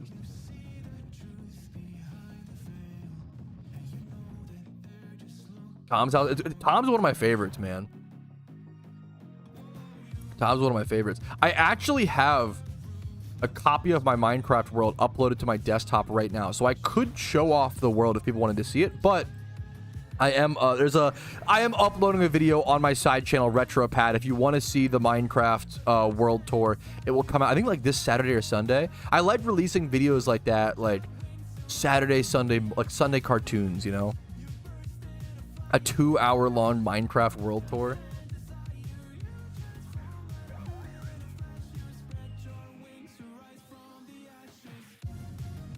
What do I do if I need fresh food delivered to me while I game? I'm tired of Uber Eats. Oh, man. I don't know if I'm the person to ask. I'm not a huge... Well, I'm a freezer food kind of guy. I'm not a huge, like... Well, I mean, my wife will do it if we're being, like, really bad or lazy. But, like, I don't like, you know, DoorDash, Uber Eats. It's just too... It makes me feel too guilty. I feel too guilty doing that kind of thing. I have DoorDashed once in my life for myself. Every other time, it's me and my wife getting, you know, I've only DoorDashed food for myself once, and I DoorDashed $25 of Taco Bell when I was fucking zooted one weekend, okay? That was the one time I told my wife, I was like, I think I'm gonna do it. I'm gonna DoorDash fucking one time. Factor. Oh, I'm a fucking moron! He was setting me up, and I'm too small IQ. If you guys are sick of your local restaurants, you want to try something new, you want to eat healthier, you want to Factor, bro. Factor, link in the description. You can click the fucking image below on Twitch, I believe, should link you. Factor should be linked down below. It gets you some awesome food. It's 50% off. I think the big kicker with Factor is when it's 50% off, there's literally no reason not to try it. At that price, it's so good. I would say just go for it. Now replace it with some of your grocery budget, you know, and budget it in responsibly. But Factor is fantastic. I love it. Factor is great if you want to eat healthy and eat nutritious, fresh food. without having to, cook the meals yourself, go to the, or just replace some of your, you could get a few, right? Like, I like doing like 5 factor meals and then just like on stream throughout the week having one, and it's so, it just takes care of a healthy meal for me when I need to be on stream and have that energy, right? I use I'm not joking, factor not saved my life, but like saved my Shiny War performance during Shiny War. Oh my, during the first official Pokemon Shiny War, I had factor meals, and when I was playing shiny hunting 16 hours a day, oh my, I needed that nutrition. I needed that nutrition so bad, and it was there for me, and it helped, and it took care of food in a time where I just couldn't focus on anything else except for shiny hunting, oh my god, it's so good. Yeah, fucking real bocce. Check out Factor. It's fantastic. Not only it's the best way to support the stream, it's genuinely the best way to support my content. If you just like my content, if my guides have been helpful to you, and you're like, hey, I want to give back, instead of subbing, if you can afford it, Factor's the best way. Factor, like, I always say Factor's busted for me. Like, Factor is OP. I don't know how they can do the commissions they do. It's really, really, really good for me. And I'm honest about that, right? But it's also a product I believe in. Waiting for HelloFresh. Yes, I can do HelloFresh after this. But I also, for those who haven't seen it, I am planning a big Streamathon at the end of September / early October. The biggest one I'll be doing in a while, man. Every factor sub is going to be plus 1 hour to the Streamathon. 5 factor subs, you will unlock the horror game on stream. 10 factor subs, I will give away 10 million Pokeyen via 10 individual hide and seek, so 1 million per person. At 25 factor subs, I will bathe in beans, the classic punishment that people have been asking for. And then if you have any other ideas for factor, what's the word, like rewards, let me know. I'd love to try to give you guys as much. I want to give you guys a good. The goal with Factor is to give you guys good food at a good price, more content, help me be more sustainable and be able to more comfortably pay my rent, to be honest, so I can focus, when you guys know, when you're stressed about rent or whatever, it's harder to focus on content, right? Or your job, right? That's why you want to pay your employees a good wage, because then they can like actually focus on doing a good job at work, right? So, hopefully it's like a win-win. I like to think of it as, whenever I take a sponsorship, I want to make it as worth for you guys as possible. I really do. I really, really fucking think about that, and I really try to make it. And if it's not ever worth it for you guys, let me know, Flammo, thank you for the prime, man. I appreciate that. Watch from Canada. Dude, much love. I've never met... I know it's... Sorry if it's like a rude stereotype. Genuinely sorry. Never met a Canadian who wasn't the fucking chillest guy in the world. I'm fucking honored to have you, man. All the best, dude. Much love to you, man. So 3 weeks ago, welcome to the game, dude. Welcome, welcome, welcome. I feel like some of my best friends throughout my life have been two things: from Michigan or from Canada. I don't know why. It's always, or like Washington State. Those 3 places seem dope as hell. Michigan. I've had multiple best friends in my life be from Michigan. I don't know why. It's so funny. Michigan, Washington State, Canada. Got some good homies in those places, man. Ahem. Joshua, I love you so much. You beat the odds, Josh. You are the outlier of Pennsylvania. There are not a whole lot of good homies in Pennsylvania. I'm sorry. I love you so much, okay? I genuinely do. You beat the odds, okay? You're the outlier. Pennsylvania is not... I know, yeah, Pennsylvania is not exactly pumping out the fucking best of the U.S., not... If you're from there, you probably understand. Mac Miller... He's an exception, there are some people who are like, okay, you made it out of Pennsylvania, bro. I'm fucking happy for you, man. Watch your videos, love it, dude. Happy to have you, dude. Happy to have you. Roommates just chill. Fuck. I've said for a while, bro. I think Pennsylvania secretly is the most unhinged state. I think Florida gets a bad rap. Even Ohio. I think Ohio and Florida catch all the heat, when I kind of think it should be going towards Pennsylvania, dude. I won't take the PA slander. Pennsylvania's fucking crazy, man. I'm not gonna lie.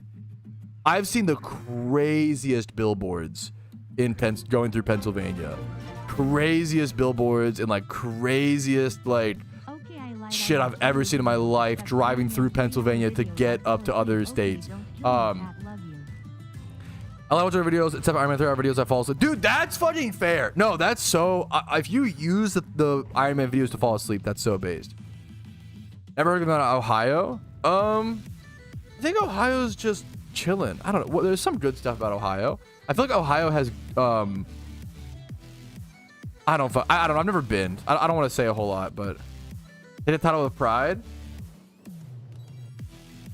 I respect it. Also, I'm a Ravens fan, and Pennsylvania houses, you know, the cringiest football team. So I've got some personal beef there with, you know, the Pittsburgh Steelers. You know, the only sports team I'd be beefing with, like, you know. So I'm biased. Michigan seems so fucking chill. I like, dude. Oh, maybe it is the cold weather just chilling people out. Wait a minute. Wait a minute. Wait just a second. Do we have psych studies on this? Now that I'm thinking about it, what are the crazy states? Florida. Like I wonder if it's the I wonder if it is the weather. What are the all the extreme states in general kind of seem to be down south, where I feel like up north the states are kind of chilling. You forgot Florida. Yeah, Florida. What are the crazy... Okay, Florida, Miami, Florida. It's so fun. Florida seems like overhated, I'll be honest. But you know, I wonder if cold weather unironically like chills out your brain. It is really funny. I mean, unironically, Louisiana, like I've never been to California, so I can't speak on it. I don't know if I would like it. Ohio's going to create LeBron. There you go. I don't know if I'd be I don't know. All the kind of, you know, extreme states for one reason or another are kind of in the set. Why, you know? But I feel like Washington's up there chilling. Michigan's up there hanging out. Minnesota's just watching football. Nobody even talks about North Dakota. I don't know if they're good, but nobody talks about it. That's for sure. I don't know, man. The Kansas of the West Coast. I don't know enough about Oregon. Seems interesting, but I don't know enough about. I don't know shit about it. I'm not gonna, you know, melt in the heat. Yeah, I wonder if heat is just melting people's brains. I get irritable when I'm hot. If you put me in a place like Florida, I'd probably be way grumpier. I'll be honest. I get grumpy from the heat, bro. Washington makes it, you know, that's true, gloomy. We need a psych study on if chill weather makes you more chill, you know? Yes, I used to do Patrouski OT rewards. I stopped those because of two reasons. Number one, I hope that enough people like got enough of their rewards, and then number two, I need to rehaul my Twitch rewards, to be totally honest with you. Number two, I don't enjoy. It sounds really dumb. I really don't enjoy logging on the main account right now. I want to focus on the Iron Man account. It takes so long to do those, and not that, you know, you guys don't deserve it, but I hope you guys just got enough rewards where you're chilling. But I just don't want to be on the main account, man. Bro might be onto something. Yeah, I've been noticing things. One of my favorite clips on the internet of all time, and I have to qualify. Okay, this is a like, this person needs to be psych-evaled, okay? But it's funny, but also he should be, you know, checked out. One of the funniest clips was this guy. He was like streaming on like TikTok or streaming on Instagram or some shit, and he was like, every time a bunch of kids go missing, they be putting out a deal on chicken sandwiches. I'd be noticing that, and that I don't know why that I quote that all the time. Like I'd be noticing that. It's something so funny about. What's the implication there? They're like kidnapping and turning kids into chicken sandwiches. Like what? It's like the craziest. Dude, there's something really funny about saying something fucking insane and then being like, yeah, I've been noticing that, you know, like I'm a little more aware than the average person. I'd be noticing that. Like, what is bro noticing? What are you talking about? That, I don't know. That clip lives rent free in my brain. How's the Iron Man if at all? Just curious. No, yeah, of course. An Iron Man account, really simple rule set to explain, but there's a fair bit more like details. And An Ironman account is just an account that cannot trade nor use the GTL. So you gotta, you know, catch all your breeders. You can't sell anything. Any Pokeball spent is money gone. You can't get that back, you know. A lot of things like that to explain, yeah. Yeah, that's why Pennsylvania, Josh, that's why Pennsylvania is on my avoid list, you know. I wonder if we had like I wonder if like, do we have a conspiracy theorist per capita census? I feel like Pennsylvania might have the most conspiracy theorists, and that's why I don't vibe with it.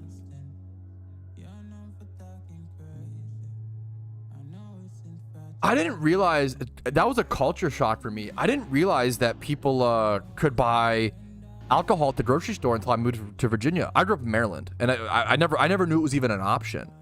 But I also don't like. I keep in mind, I don't have like strong opinions on this. When I say these opinions, they're just my feelings and anecdotal. Please don't be like, well, actually, Patrouski, economically, that's actually blah blah blah. Or like, I don't know, man. I'm just saying my feelings. Okay, so keep that in mind. I really hate that in Virginia you can't have like mom and pop liquor shops.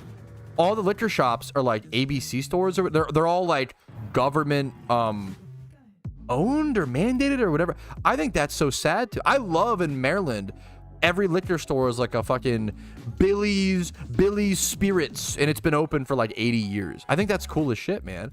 A lot of those people like know what they're doing and like care about it.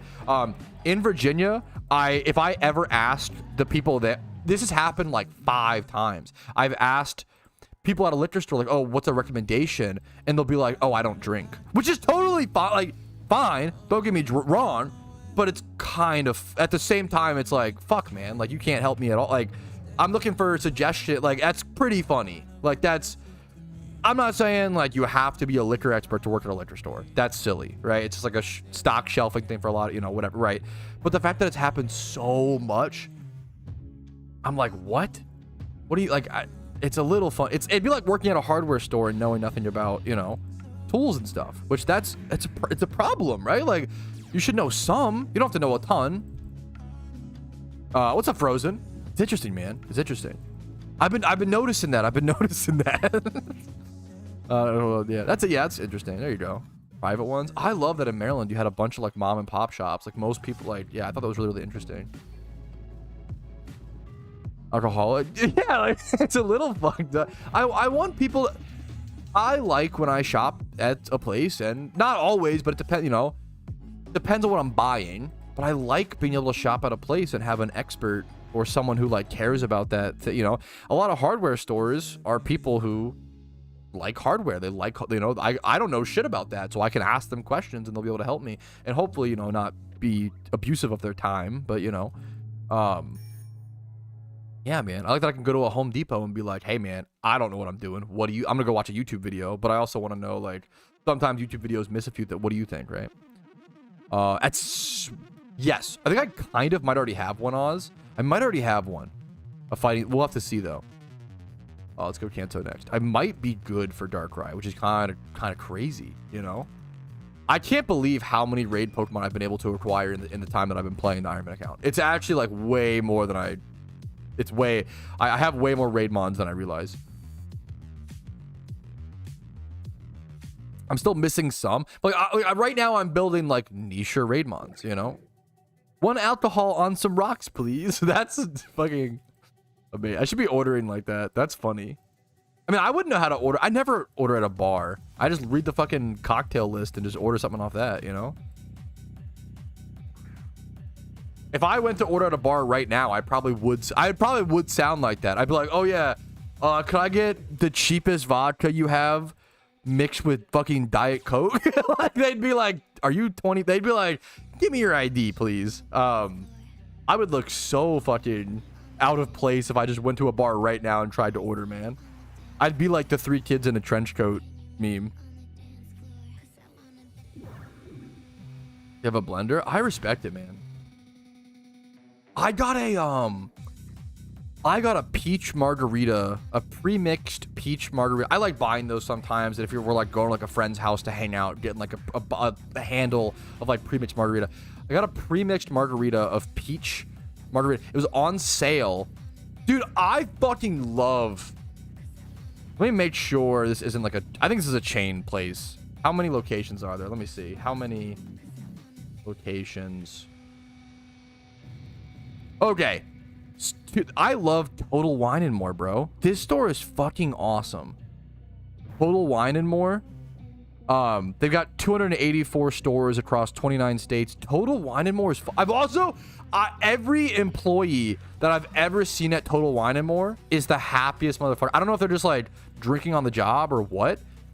Every Total Wine & More employee is the most professional while also being the most friendly. Happiest worker I've ever seen in my whole life, man. Oh my goodness. Yeah, I for sure, Ramel. Yeah. Where are your parents? Yeah, if I try to order, yeah. Dude, Total Wine & More is goated. But I got a $7. It was $7 for a handle of peach margarita, and it was fucking awesome. I was like, this is like one of the best pre-mixed margaritas I've ever had. There was like no sting. What I look for in a drink is like, I want it to be as sweet as possible, at least not as non-bitter as possible, and then have as little sting as possible, right? I just want a fucking tasty little fruity drink, man. Sue me, okay? I'll drink my whiskeys straight, or I'll drink something, you know, I mix it up. I'm a man of multiple tastes, okay? At home, I almost never get like a bourbon or a whiskey if I'm out, though. I'll drink a whiskey or a bourbon or a scotch or whatever at home. But if I'm out at a fucking bar, I'm gonna get the fruitiest cocktail that... Oh, guava, pineapple, kiwi, plus the banana fucked an apple, and they made a bapple combo. Give me that one of those. Frozen? Yes, please. Yeah, put some sugar on the rim as well, dude. Amaretto sours. I don't know if I can... I'm not one of those people. A lot of people will try to, like, pretend they know everything about alcohol. I just don't. Amaretto sours. This seems cool. I feel like it'd be a little... Amaretto sour seems cool. Isn't amaretto itself... Used for amaretto. Isn't amaretto bitter? What is amaretto? I hate bitter. One of the funniest things to me... No, it's a sweet almond flavored Italian liqueur. Okay. That's cool. That seems interesting. I would try that. Maybe I have had one. I don't know. I love fruity stuff, dude. I love a fishbowl. Oh my goodness, I love a fishbowl. I'd pretend to enjoy the same particular ingredients that I happily order some nice fruit. Yeah, hell yeah, man. I even like I don't know. I'll just drink whatever. Like I'm not like picky, but I do like a tasty, you know, a sweet little treat. For so long.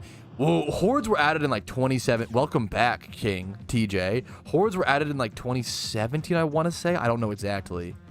But yeah, you're an OG, man. You're an OG. Did I fuck up here? This might be fine. Might work out fine. Bet Clark could name every beer from his local pub. Sometimes that's not that many. If you frequent a pub, you don't even have to drink that much. If you frequent a pub, I don't know if I could do that, but like, I could name a few specialty ones, and I'm trying to think. Depends on how many. Some pubs will have like 60 beers on tap. That's fucking insane. If he could name that, that'd probably be a little crazy. But like, some pubs would have like 8 beers. You know, if you frequent that pub, probably go to a pub like 5 times before you're like. Also, the word pub is pretty goated. That is, once again, I meme on Britopians where I see fit, and I give them credit where I see fit, okay? Pub is a goated... We probably should be using the word pub in the US to like mean like we call it like a dive bar. I hate that term. It makes no fucking sense to me. Dive bar... What is what dive bar origin? Isn't... To me, like, a bar is a dive bar. The term dive bar originated in the US around the 1870s, stemming from the fact that these early establishments were often located in basements or cellars, requiring patrons to dive down to enter. The word dive was used in the press to reference these reputable drinking disreputable. It's whatever. It's called a pub. I prefer pub. Yeah. You don't say pub? We don't really say pub in some places will be called a pub. But like an American will never be like, "Hey, want to go to the pub?" We'll never say that. We'll be like, want to go to a bar? And they'll say like, "Oh, want to go to a dive bar specifically?" Yeah, of course I want to go to a dive. I don't want to go to a fucking club bar. Fuck that. God, I hate it. You know, just I don't know who I am, but a lot of my friends like it, or a lot of my wife's friends. It's not my kind of thing. Elephant in March. Yeah, like Irish pubs specifically around like the East Coast US will put like pub in their name, but even then they'll usually say like go to the bar. Don't say pub.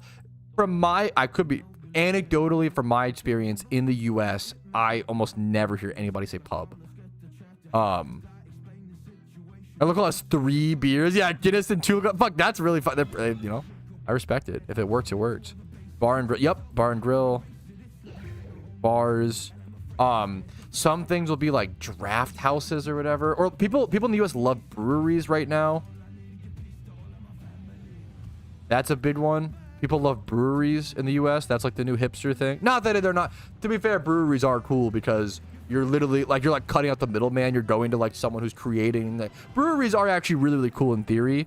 And some are really cool. Some breweries are really cool. Some are really douchey. Pubs are different. No, but bars here only serve like alcohol. Pubs have like food. That's a funny. I think every bar in the U.S. serves, not every bar, but like almost every bar in the U.S. serves some kind of food. That's really funny. That's got to be like an American, like I gotta eat some food kind of thing. Now, dude, oh my god, bro, I fucking am obsessed with bar because bar food's always just like fried, cheesy, fucked up foods. I've had some bar food that's like just some of the best food I've ever had in my life. Like it's so messed up, man. I'm the guy. The problem is I also like, I don't like drinking at breweries. It makes me feel at least like the first, maybe this is my most like fucking weird take. I don't like drinking at breweries unless I've been there a few times. I'm really weird about like new environments. I'm really stressed out. I don't trust anybody. If I'm like at a brewery for the first time, even the first like 2 or 3 times, I never drink. I will order food though. So like we went to a new brewery recently and I was the guy. I ordered beef stew at a brewery and they had to go to the back and be like, yeah, it's gonna be like 30 minutes, man. And I was like, I'll wait. I want to try your beef stew, man. And they brought out this little white clean bowl sloshing around with this little fucking brown cloudy liquid, and it was delicious. It was great, man. I love bar and brewery food, dude. Some of it's bad, but like that beef stew was great. I love a big fucking basket of like loaded tater tots at a pub or a bar in the US. I've had some amazing cheesesteaks. You're big, dude. I might do that. The only thing, I'd have to have my laptop set up here for that, Tom. I might switch to that. I might do that at some point.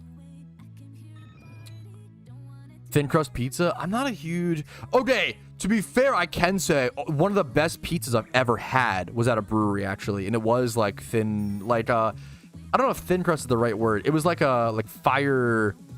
Oh, what's the word? It feels like a fucking brick oven type crust. I don't know. I'm not a pizza connoisseur. I'm a frozen pizza connoisseur. That I am, but not a normal one. Not an actual pizza connoisseur. I was gonna get shiny off of Charizard. Breed and cross your fingers and hope you don't spend too many billions of Pokeyen along the way, man. That's the only way. There's only one way. What's up, Moomin? How you doing, dude? Right now we're doing. Okay, let me get back to that. Sorry, I gotta finish the best pizza I had. I can say we're on vacation, so it's not a dox. Dogfish. There's a Dogfish Head. Why does this brewery have like a million names? Dogfish Head is the name of this brewery. Dogfish Head in Rehoboth Beach. They have a few different locations though. They've got one in Maryland. They've got one in Rehoboth Beach. They've got one in Delaware, or a few in Delaware. One in Virginia.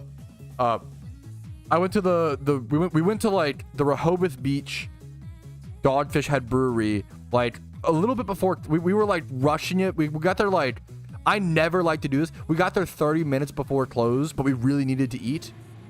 And that's like 30 minutes is like plenty of time, but I'm a self-conscious guy. I really don't want to fucking, my like nightmare is keeping a worker past closing hour. My wife kind of has the opposite take. My wife, she worked in restaurants and fast food a lot of her life, and she's always, it's funny, I don't know, she always says like they have to stay there anyway. Honestly, like speaking as a server, she's like, I honestly liked having a table pass them and I was getting an extra tip, extra money. We have to be there anyway, so like why not? So it was her take. I am like super paranoid about having like late ordering. But we got there with like 30 minutes left, and we got 2 pizzas and 2 beers, and oh my, everything was fucking amazing. Both of our beers were phenomenal. The pizzas were so good. They had like an Old Bay pizza with crab on it. Oh my god.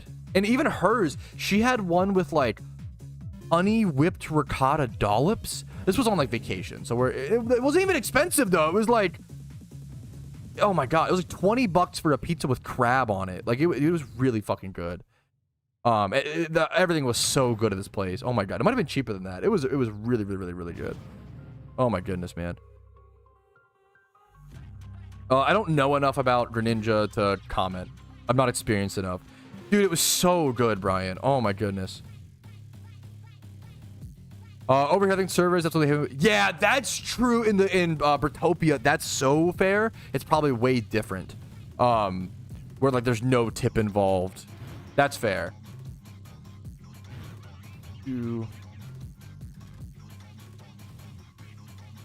Truffle oil tater. I haven't had a truffle thing that I enjoy, but that's personal preference. It makes me excited and happy. I love tater tots. Not a huge truffle guy. I haven't had a truffle thing that I'm like, wow, that's really good. It's just not, I think it's just not my flavor profile. Goal for today's stream. We're just doing the gym rerun right now. And then after that, we have a few different options. We'll get there when we get there, sort of thing. Yeah, I'm like hyper paranoid of that stuff. I don't ever want to be that guy, Ryan. Finally, I'm able to join one live. Dude, happy to have you. Thank you for the 2 months of Prime, dude. Dude, I appreciate the fact that you're 2 months of Prime and you usually only watch the recaps. You're not even here for the... Dude, thank you. What's up, man? It's an honor to have you. Look, it's a good day to be... I'm in a pretty good mood. It's a good day to be here as well, man.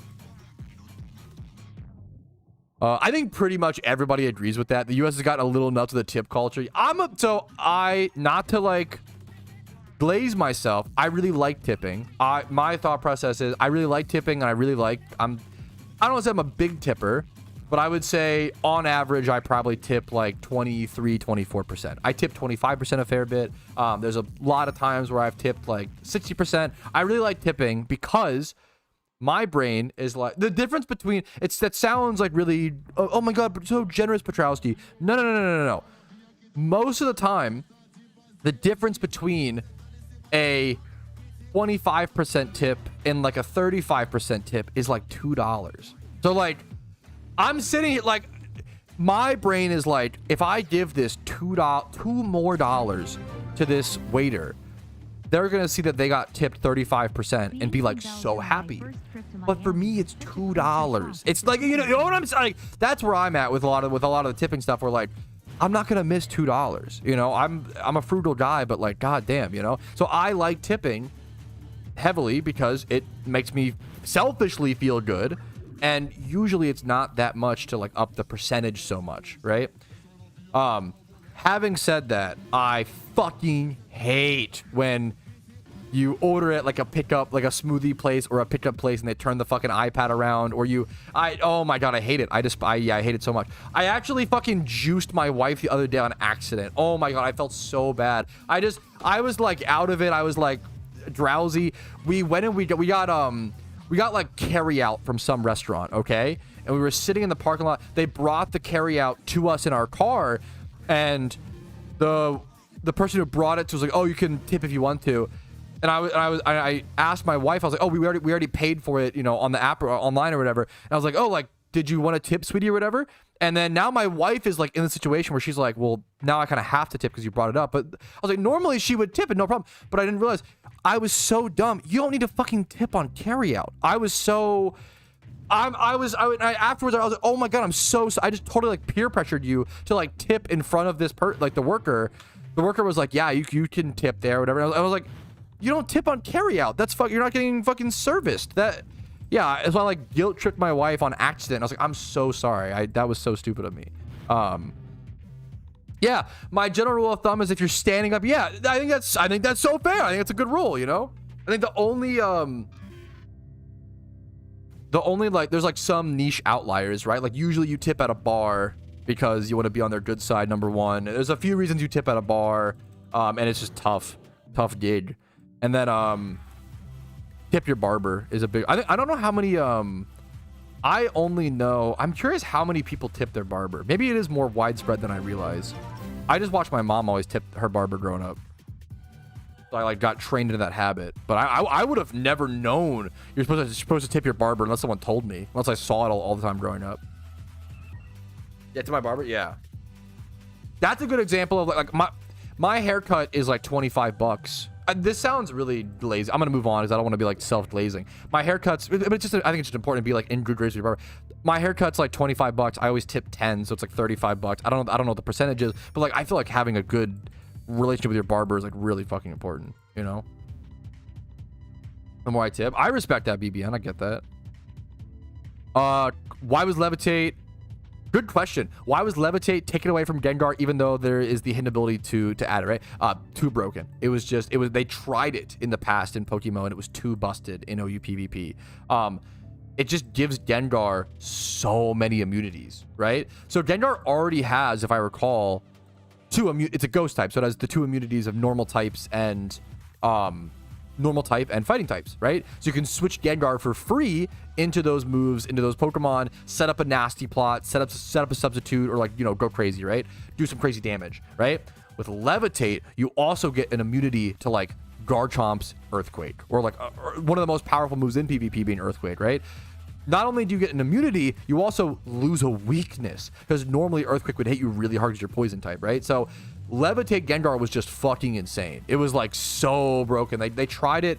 I think they tried it twice at 2 different times in PokeMMO, and it was way too broken both times, and they had to remove it.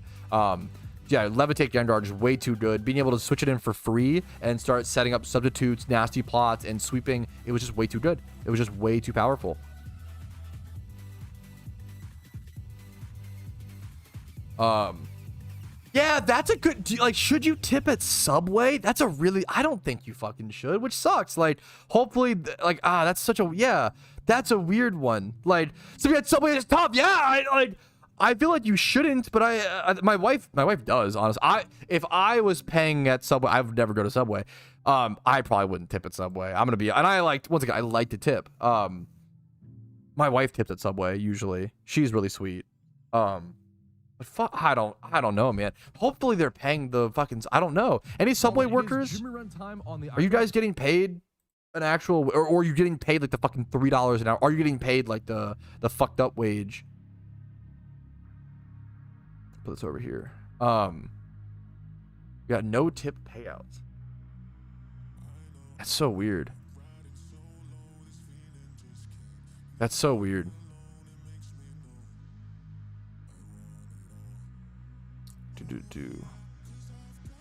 Oh, it's always full price, but not from feeling to pay for service.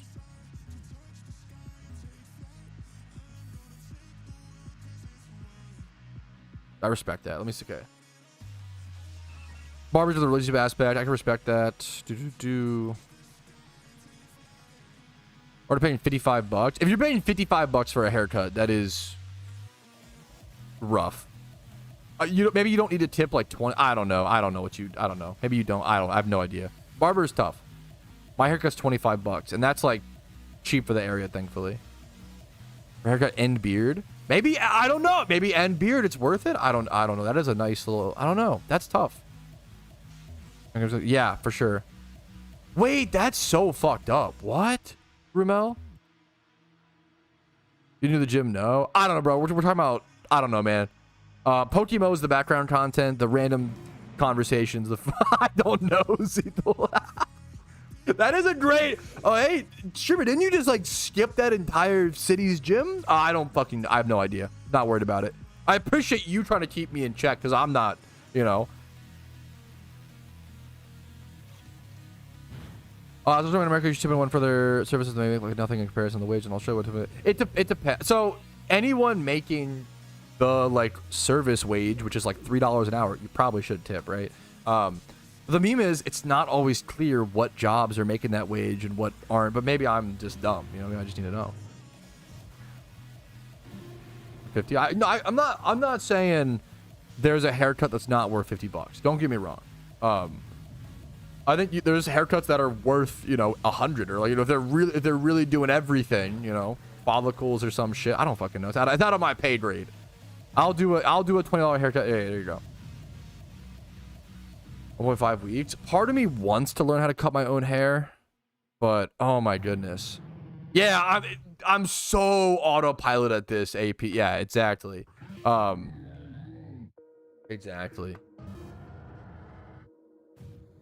Yeah, wait a minute. Patrouski's doing a Jimmy run? Huh, I didn't even know. Yeah, like PokeMMO streams are very much like RuneScape streams. If you ever watched or played that game, RuneScape's kind of the background. Like, we're all playing RuneScape. We're all playing Pokemon, but it's kind of the background. We're just talking. We're just hanging out. We're talking.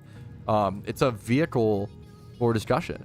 Hilariously, that's why a lot of IRL streamers used to stream RuneScape back in the day, because this is a funny little tidbit. This is actually a little Twitch lore. Okay, way back in the day, a fair bit of people used to stream RuneScape, but their webcam would be like half of the monitor. They wouldn't actually be like really. They'd be like wood cutting, right?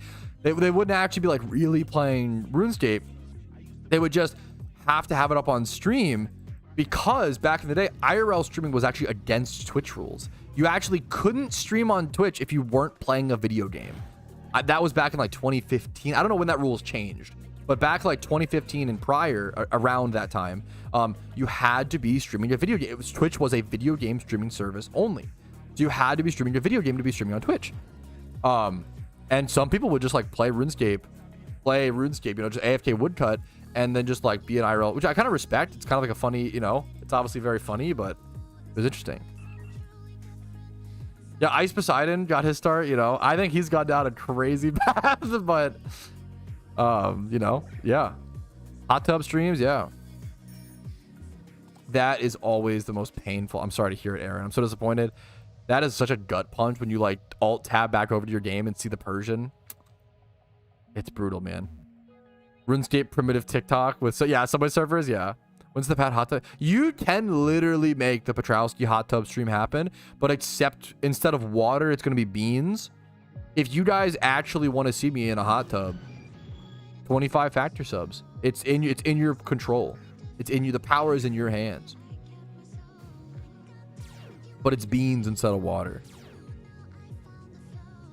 That's the only stipulation. It's so gross. Yeah, yes, it is. You're right. You're correct. Yup.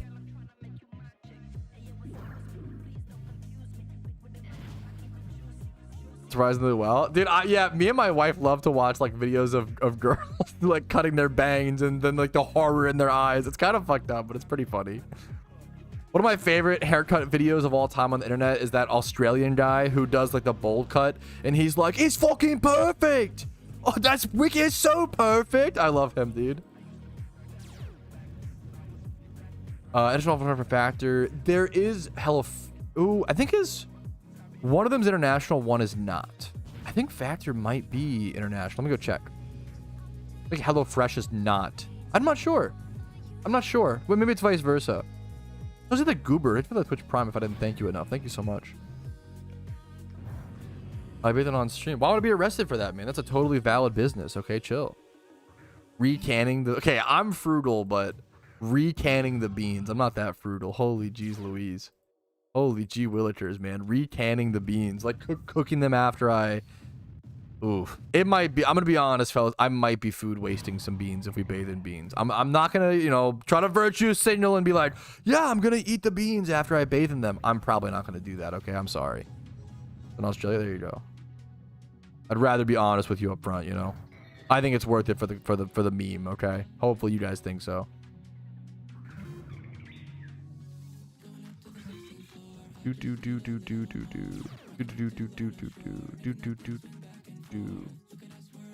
What was I looking at? Looking at something. Oh yeah, is it international? I'm not sure. Yo, okay. This is actually really interesting. They added this. This is new. Wait, this is actually fucking crazy. It now says on the factor thing, make sure your viewers disable any coupon browser extensions such as honey / karma, etc. Wow. People forget. That's new. I've never seen that. That's crazy. The honey drama might be one of the most like valid dramas on the internet in the past 2 decades. So much internet drama is always like dumb as shit, and like whenever I see a drama video like that blowing up, I'm always like, I'm not gonna watch that. I'm not gonna click that. It's probably just stupid. It's probably dumb drama. It's probably like just blown out of proportion, you know, or like drama, you know, illogical, blah blah blah, whatever. Right? I remember watching the honey video and being like, oh no, this is legit. This is like actually a problem. This is pretty fucking crazy.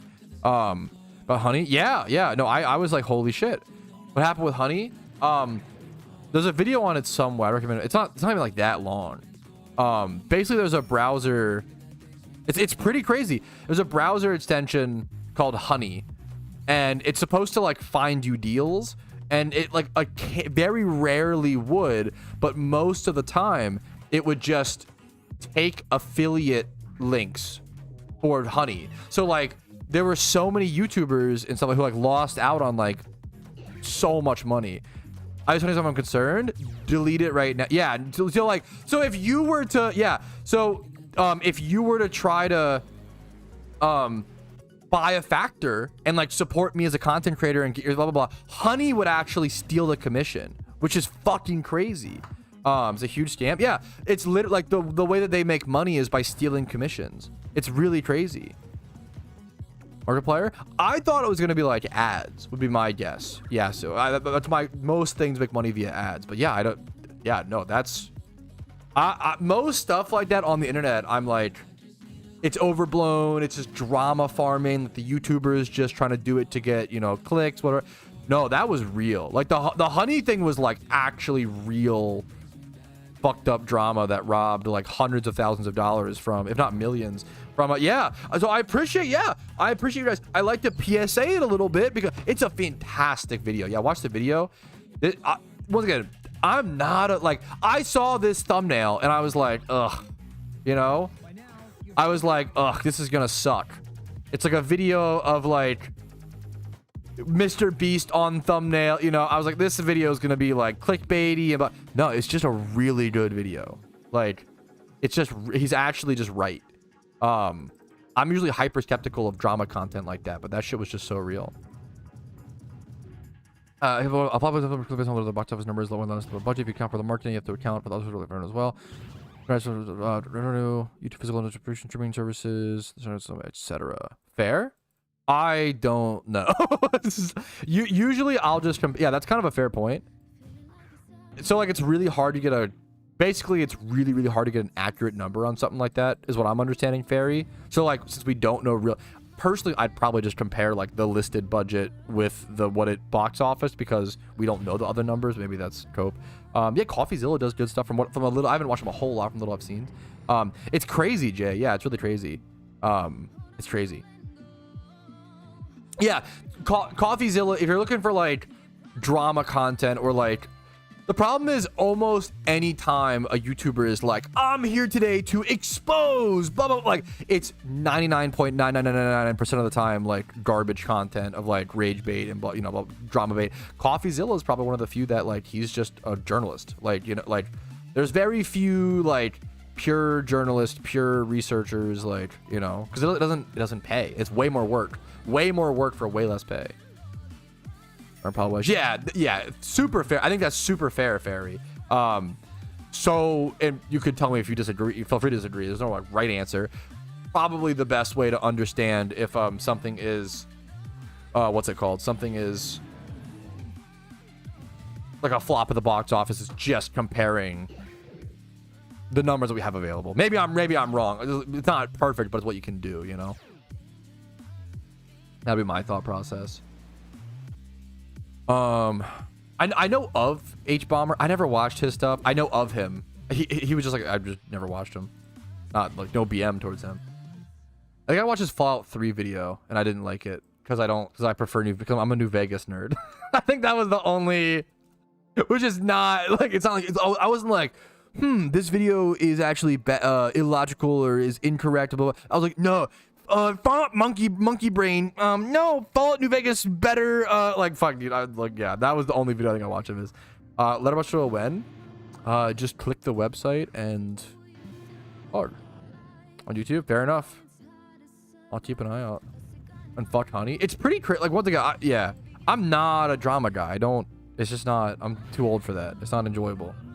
But the honey shit was real, man. The honey shit was pretty real. We could do movie take Patrouski. The problem is, okay. What was the last movie I reviewed for you guys? Was it the Lorax? No. It was. Where did I stop at last time?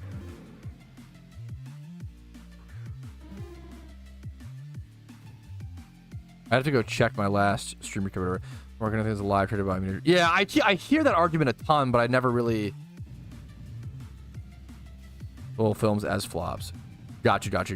That I could, yeah. That makes sense. Okay. No, I don't know. We're just learning something every day. Let me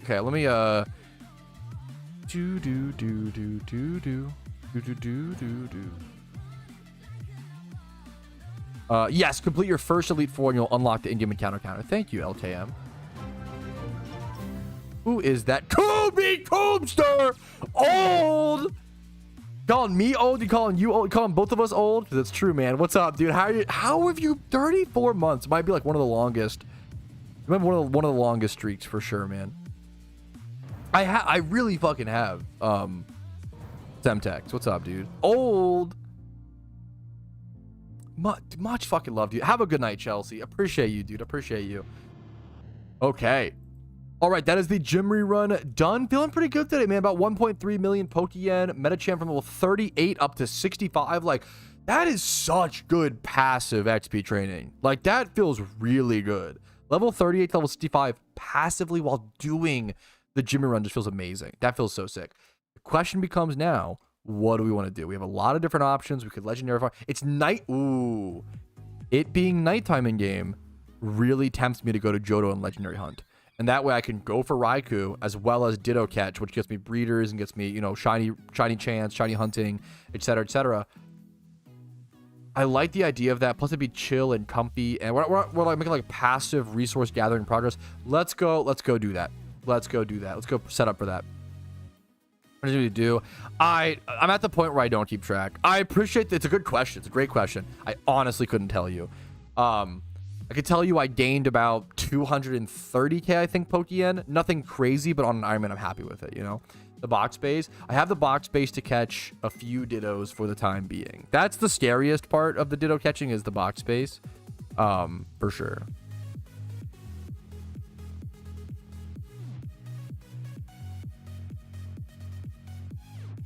Okay.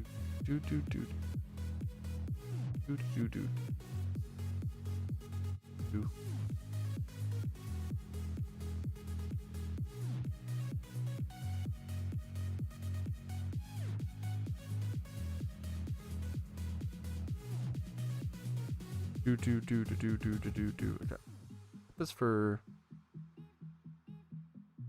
Let me figure out how I want to do this. Is the problem.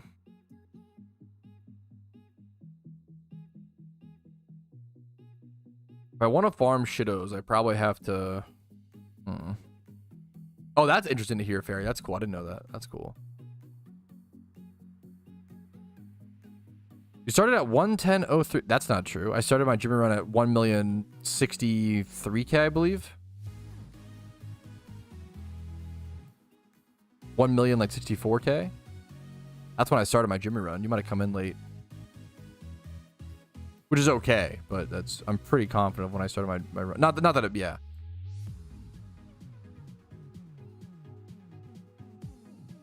Wait, am I wrong? No, wait. 160. Yeah, I'm pretty confident I started at 164K.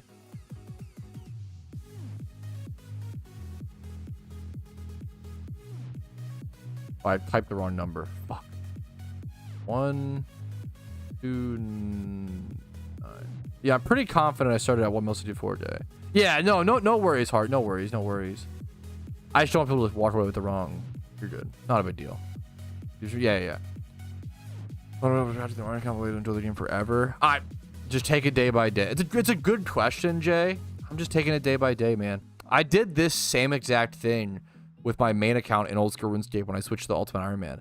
People kept asking, and I get it, man. For a lot of people, like I had a maxed main account on old school RuneScape, and I took a break from it to play an Ultimate Iron Man. And people kept asking, like, you have a maxed main. Like, what are you doing? Like, are you gonna play on this UIM forever? Like, what's going on? Like, blah blah. Play UIM. I was the 74th person in the world to max a UIM match. I'm a bit of a nerd. I'm a bit of a grinder, bit of a nerd emoji. What the fuck? I love RuneScape. I loved Ultimate Iron Man. You're a gamer? I'm a little bit of a gamer. From both? Yeah. No, I didn't take it as you like, oh, where's the main account? No, you're perfect, Jay. It's a good, it's a good question. It's really just, it's the perfect example of just taking it day by day and just doing what I enjoy and listening to your heart, listening to what you enjoy. Before Chad, I wanted to be ranked 73 so fucking bad. What do you even do after maxing in RuneScape? PVM, skilling, just still the same gameplay loops. You can go for 200 mil all. That's the Giga Chad. I went for I got 60 mil agility XP, pet hunting, achievement log. There's a lot of stuff you can still do.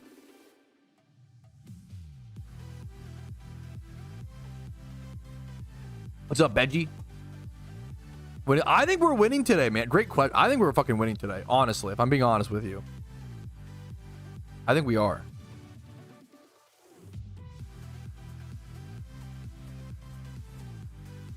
Okay, I'm gonna release some of these duplicates. Is there one Torchic here? How many Cyndaquils? How many Charmanders?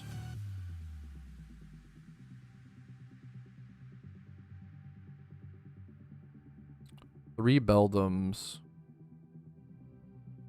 Should I just leave one of everything?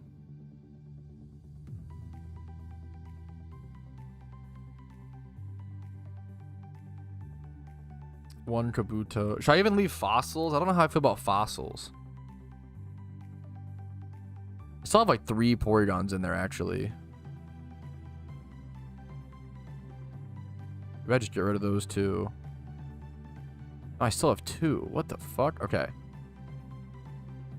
What the hell? Okay, let me move this Piplup up here. Move this one here. Move this here. The 1 EV, this.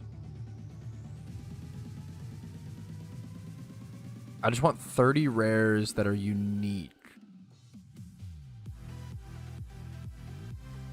But if we do this, we have some extras. Are these Metagrosses good at all? Some of these are good.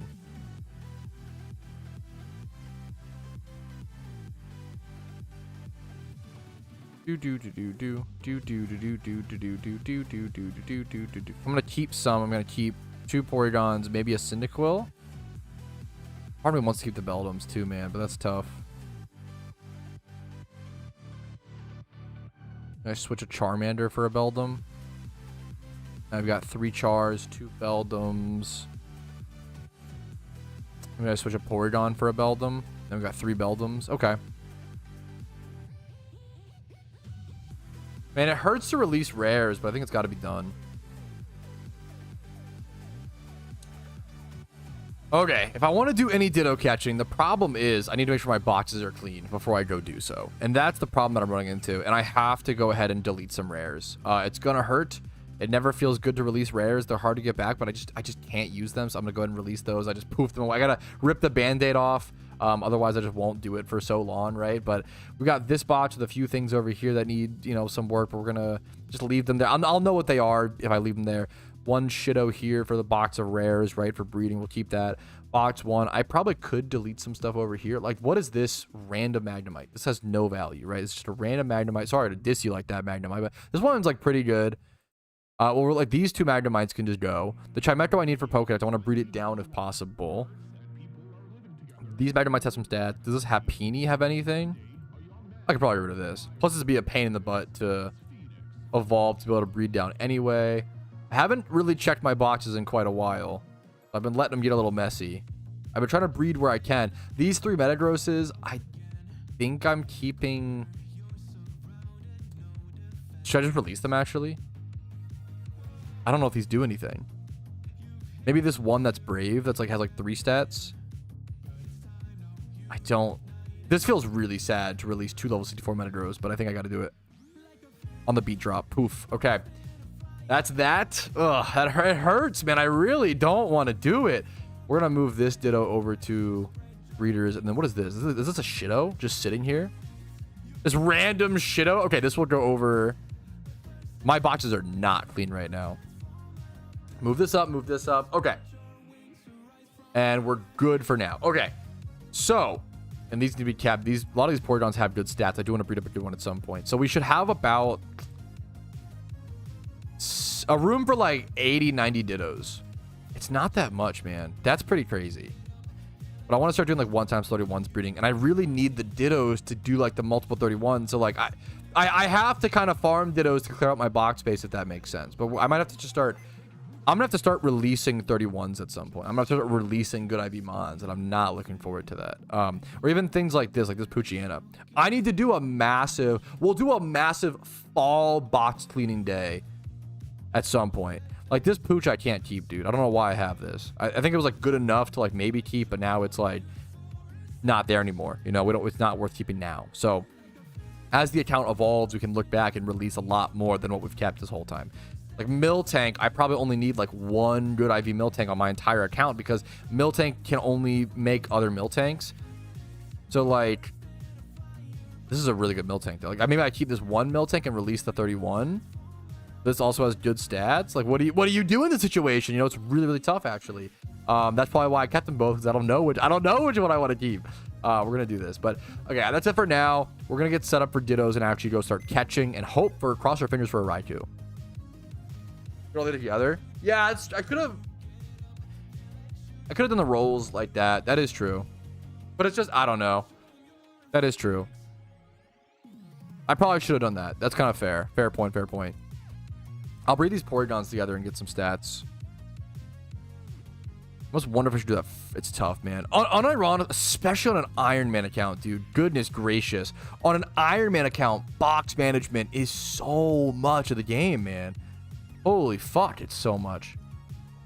Let me go check what the last... I'm going to get set up for this. I'm going to go check what the last movie I reviewed was. I think it might have been like the Lorax, but I'm not sure. Maybe Lady... Did I cover Lady and the Tramp? I think I did cover Lady and the Tramp.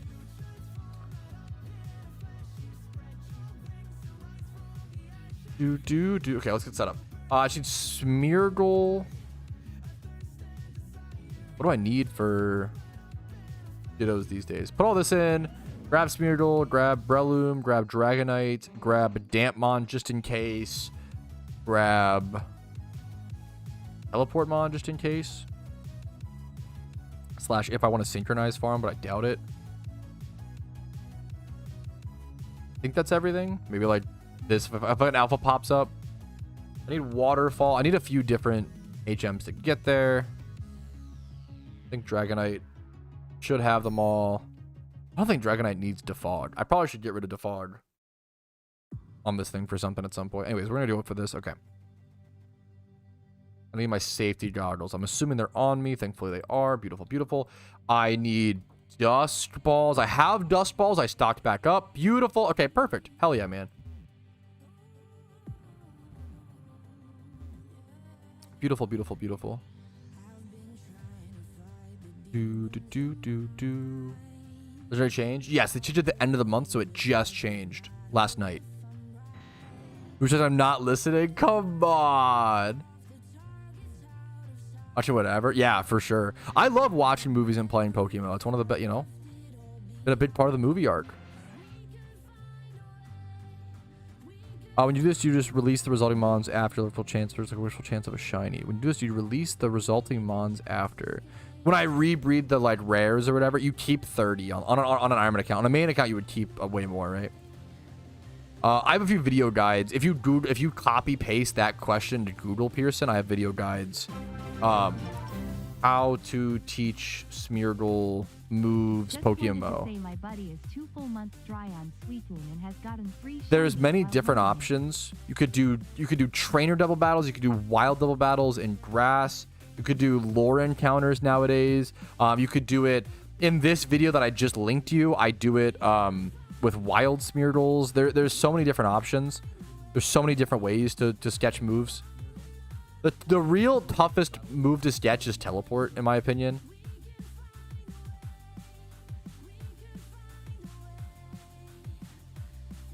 You should be able to sketch Spore in a double battle is one of the best ways. What is still once on weekend I was out through hunting it? That's tough, man. Going dry legendary hunts like feels specifically shitty, man. Good luck to your friend.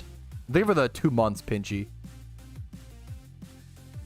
Let me go check my last movie Patrouski takes. The last movie I covered. Oh, I'm way more covered. I covered American Psycho was the last movie I covered. Okay, hell yeah. American Psycho was the last movie you guys saw for me.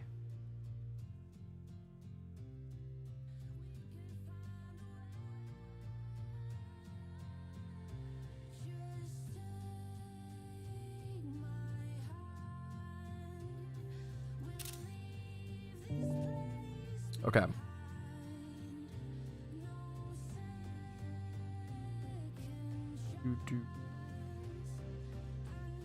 What's up, Proven? What's up, man? I'm good. I'm doing really good today, dude. How you doing, man? We're gonna do movie Patrouski takes in a sec, though, okay? I'm doing great, man. Okay. Where's our armor clip? Okay, we are over at this spot as per usual. I'm going to go ahead and start running back and forth. If you don't know, it's nighttime, so we can actually catch the Dittos with our dust balls, and that will help us then use repeat balls afterwards, which is fantastic once it's daytime in-game, which is fantastic. You just use a safety goggles, false swipe, Spore, Smeargle. It's a very, very simple build, thankfully, and it's pretty simple. We just sit here, run back and forth, catch Dittos with dust balls, switch to repeat balls once we've caught 15, and then just do it again over and over and over again. And if we get a Raikou, that would be amazing passively, because you don't get that many encounters per hour while doing this, obviously. It'd be sick to get a Raikou passively. Whew. Farm Dittos. The best spot to farm Dittos is going to be in Hoenn at the Desert Underpass. It's pretty hard to farm Dittos as an early game player. Usually you're doing it as like a mid-game player, I would say, at least. There's not really any good payday pickup spot in Johto for the beasts, which sucks. That was a whole like point when Johto dropped, when the region was added to the game, people were like rushing around trying to find a good payday pickup spot, and they couldn't really find one. I'm doing good. What's up, Lua?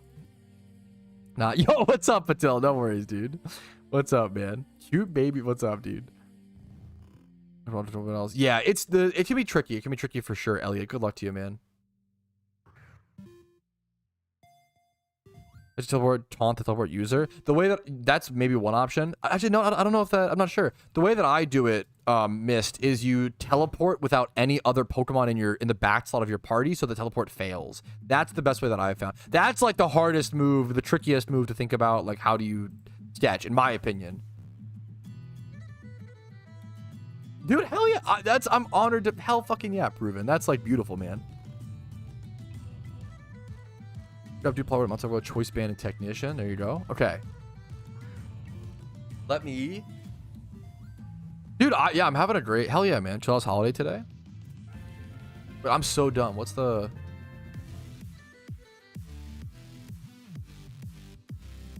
wait, today is Labor Day? What? Holy shit, I had no idea. Oh my god, I could grilled. I should grill today. Oh my god, I had no El no Summit. Pepe left. Bro has never done labor. Bro, I didn't know today was holy shit, man. Oh fuck, that's cool, dude. That's cool. I had no idea. I had no idea. That's so funny. My wife's off work, but I thought my wife took off to have like a staycation. She took off Thursday, Friday last week, and then Monday, Tuesday this week. But I didn't realize Monday's just Labor Day. One more day for me? Yeah, but yeah, I had no idea, dude. That's so funny. 2 minutes ago, yeah. That's why they changed. But I didn't know. Yeah, I didn't. That's so funny. I didn't know. Okay. We got movie Patrouski takes. All right, fellas, it is time for either your most favorite or least favorite part of the stream. What the fuck? The stream recap. Thank you for the sub Koto to this rambling streamer.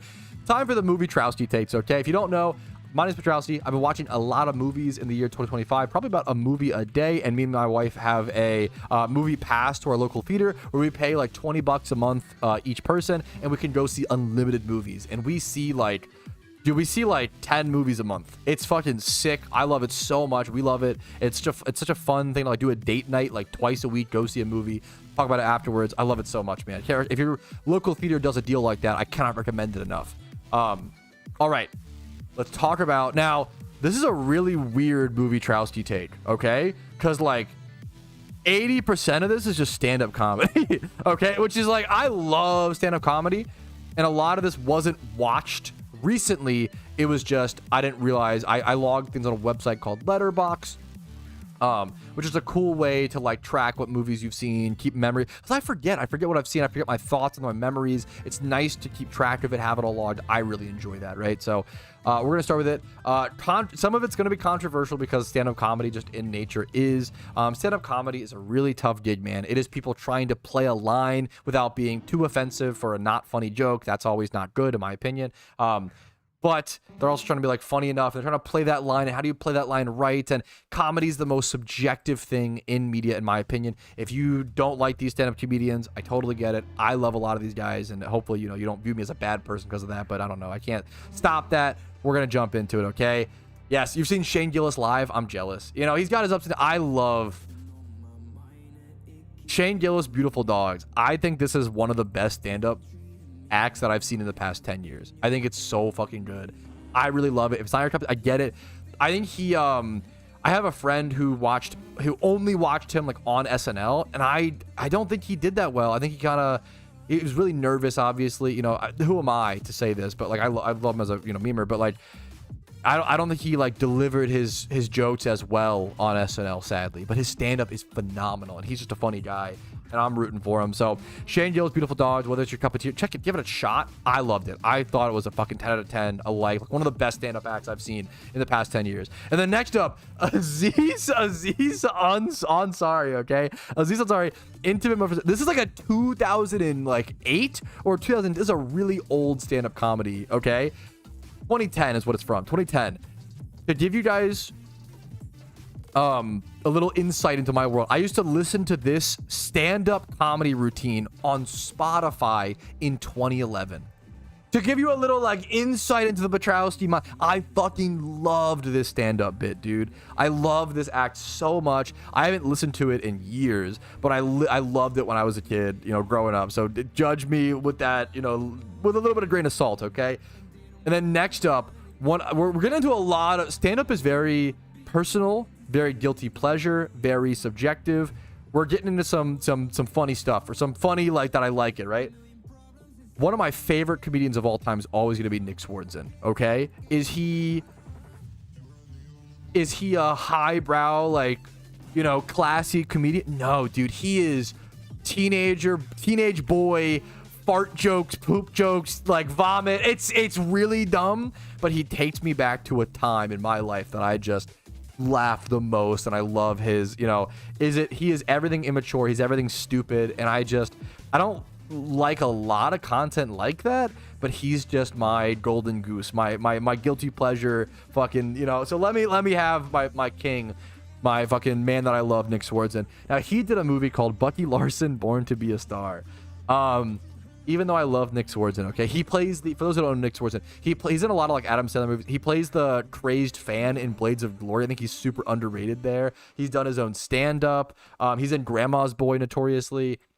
I love Nick Swardson. Really underrated like side character in a lot of those movies. But man, Bucky Larson, Born to Be a Star is not great. I think it's still maybe worth the watch if you like Nick Swardson. Probably not if you don't. I gave Bucky Larson a strong 3 out of 10. I gave it a 3 out of 10 and a like, because I still like it, you know? To give you an idea of Nick Swartzen's style of comedy, his next stand-up act is called Nick Swartzen Seriously Who Farted.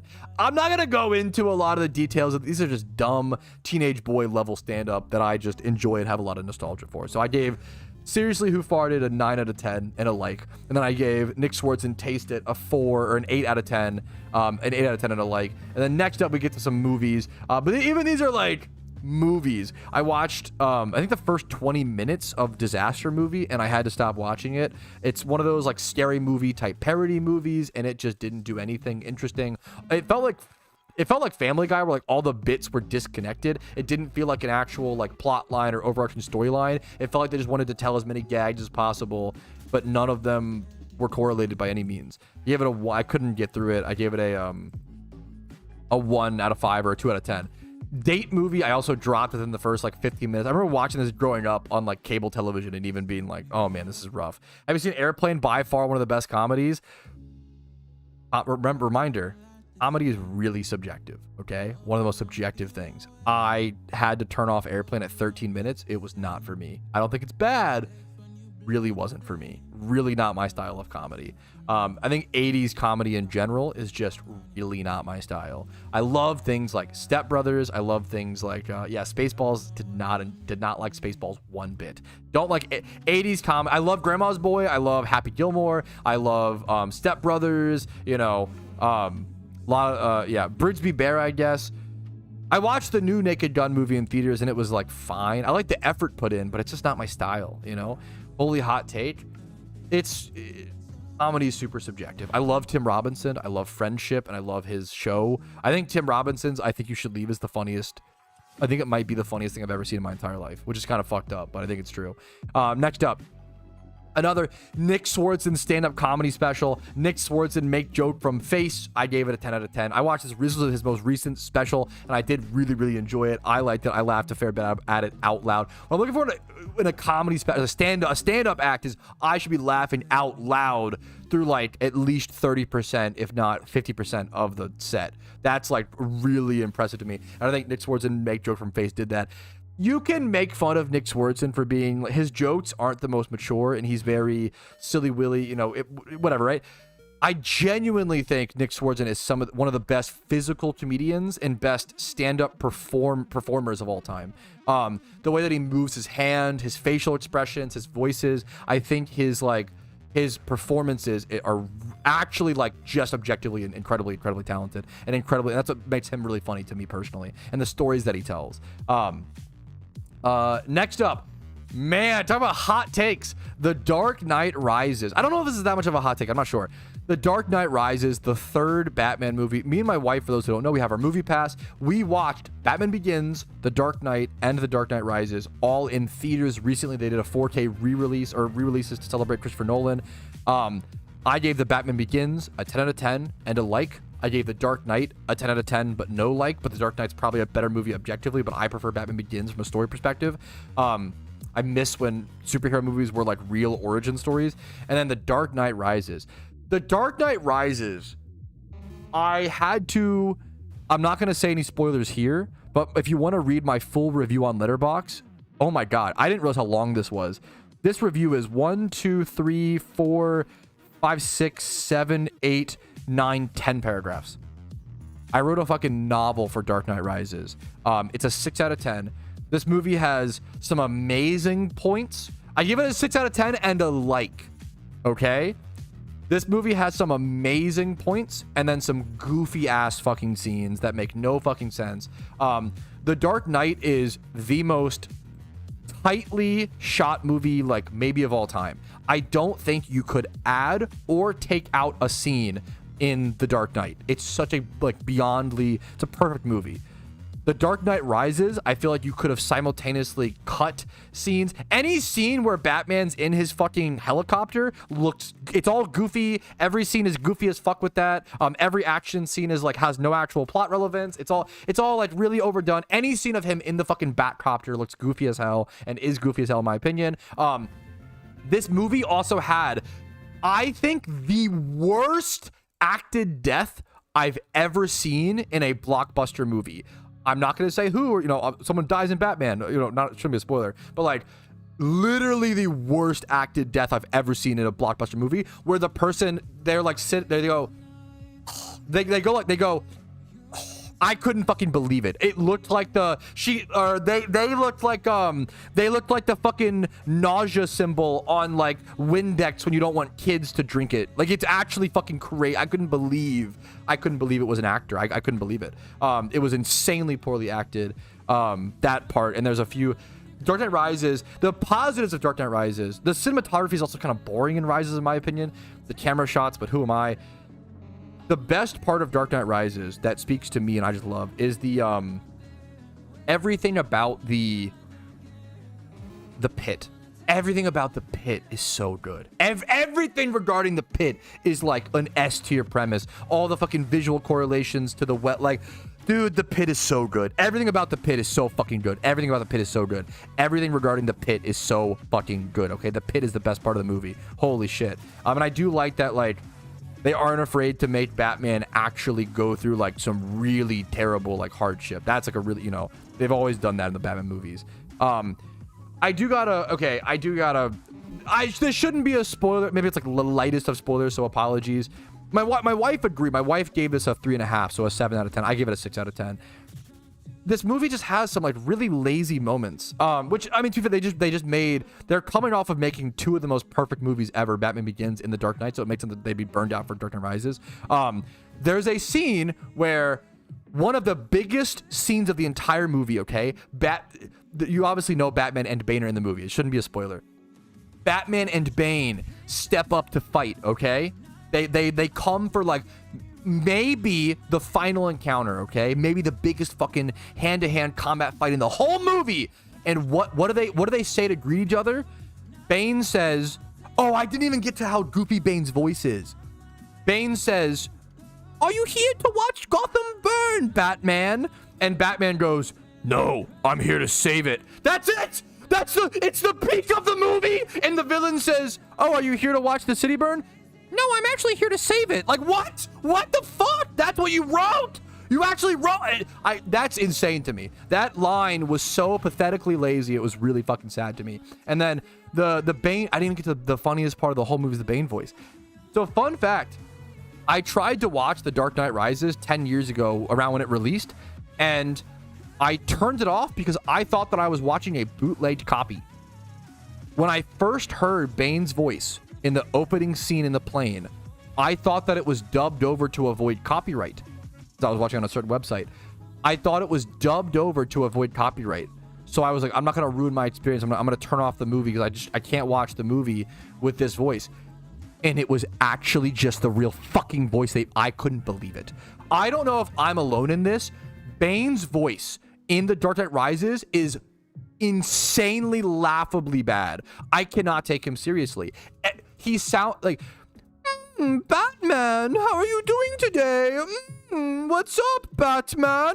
He sounds insane. He sounds like a fucking chipmunk. It's crazy. I don't get it. Apparently, yeah, I've never seen I don't know, dude. I don't know if I'm alone on that take. Bane's voice in The Dark Knight Rises is, I was like laughing. I was like, there were scenes where he was trying to be menacing and I was holding back laughter in the theater to not disrespect the fellow viewers.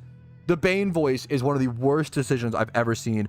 The Bane voice is up there, in my opinion, with making 28 Days Later 480p and then stretching. Yeah, yeah. Oh my God. Those two things are so bad. And personal opinion, not objectively correct. Okay. Moving on, it's a long trilogy. Another stand-up thing. I actually really like Stavros Halkias. He's a fucking Stavros, bro. He's a fucking big guy from Baltimore. That's totally I grew up in Maryland. I didn't grow up in Baltimore. I'm gonna fucking front that, right? But like, I grew up in Maryland. Grew up around Baltimore. Traveled, visited, stayed there for a few weeks. I'm a big Ravens fan. I really like Stavros. I've rated some of his other stand-up specials pretty well. I really did not like this stand-up special, Stavros Fat Rascal. It was just like kind of flat and whatever. I really like Stavros, so don't see this thing, I don't like him. I do like him. I love him in Tires as well. His character's great in Tires. I love Stavros. Did not like this special. It just felt very like samey jokes and very like tip-tippy. It felt like to me he just wanted to be perceived in a positive light.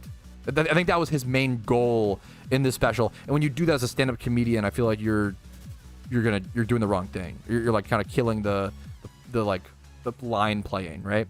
Yeah, anyways. And then finally, the most positive, in my opinion, most excited movie I'm actually want to talk about. Caught Stealing. Oh my goodness. This new movie with Austin Butler and Zoe Kravitz, this movie blew me the fuck away. Me and my wife went to Caught Stealing impromptu. It was like 9:45 p.m. and both of us were like, we're not really doing anything. Do you want to go see if a movie is showing? With a movie pass, right? And there was Caught Stealing, started at 10 p.m. We were the only people in the theater. Nobody else came to see it. We were the only people. It was like 10 p.m. on like a Thursday night. We went to go see Caught Stealing. This movie was really fucking good. I was really impressed. Oh my goodness. I was expecting a 6 out of 10 like dumb action movie, right? I was expecting like just a stupid like throwaway action movie. The trailer made it seem very like samey and whatever. This movie totally flipped on its head. The trailer perfectly baits you into thinking it's like a nothing action movie, and then it's very unique. It's very different. It takes a lot of paths that a lot of movies don't. I think some of the plot points are pretty predictable, but only because they give you the information. Some are like, I was really shocked. There were so many moments in the movie where I was like, I can't believe they just did that to that character. What the fuck? Caught Stealing is really good, really exciting, really fun, like a really detailed done movie. So Caught Stealing takes place in 1998. Something that I don't know if I probably wouldn't have noticed if they used the wrong bill, but there's a scene in the movie with like a bunch of cash. It's like an action movie like in New York, right? They put a lot of effort into making this 1998 movie like true to the time. They got a fucking stacks of old $20 bills. I only noticed because I would have never noticed if they just used like modern $20 bills, but they used all the old like $20 bills, and I was like, oh shit, I remember those like growing up. Like it was really fucking cool, man. The details, the effort they put into this, really fun. But like really, I say fun, but it's a really hard watch. This movie was actually like way heavier than I expected. And like the consequences that happen in this movie are really intense for like a dumb action movie. They feel hefty versus like, okay, dumb action movie, like guy gets his family's taken from him, #taken, and by the end he gets them back and only bad guys die and blah blah. This movie was really fucking intense. So Caught Stealing blew me away. I was expecting a 6 out of 10, hoping for a 7 out of 10, and I got a 9 out of 10. Blew me away. 9 out of 10. And a like. Hell yeah. Caught Stealing was fantastic. Definitely worth watching in theaters, in my opinion. Check it out. Thanks for watching the very long movie Patrouski takes. Ooh. Yeah, I really do like Stavros. Sometimes he's a little too harsh. Like sometimes he every stand-up comedians as well is just gonna have like you're gonna have flops as comedians in general. Like comedy's so hard, man. Comedy's so fucking hard. That's really the meme. Comedy's so hard, dude.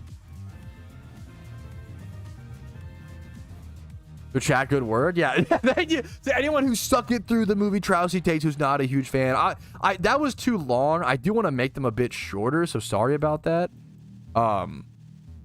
Yeah.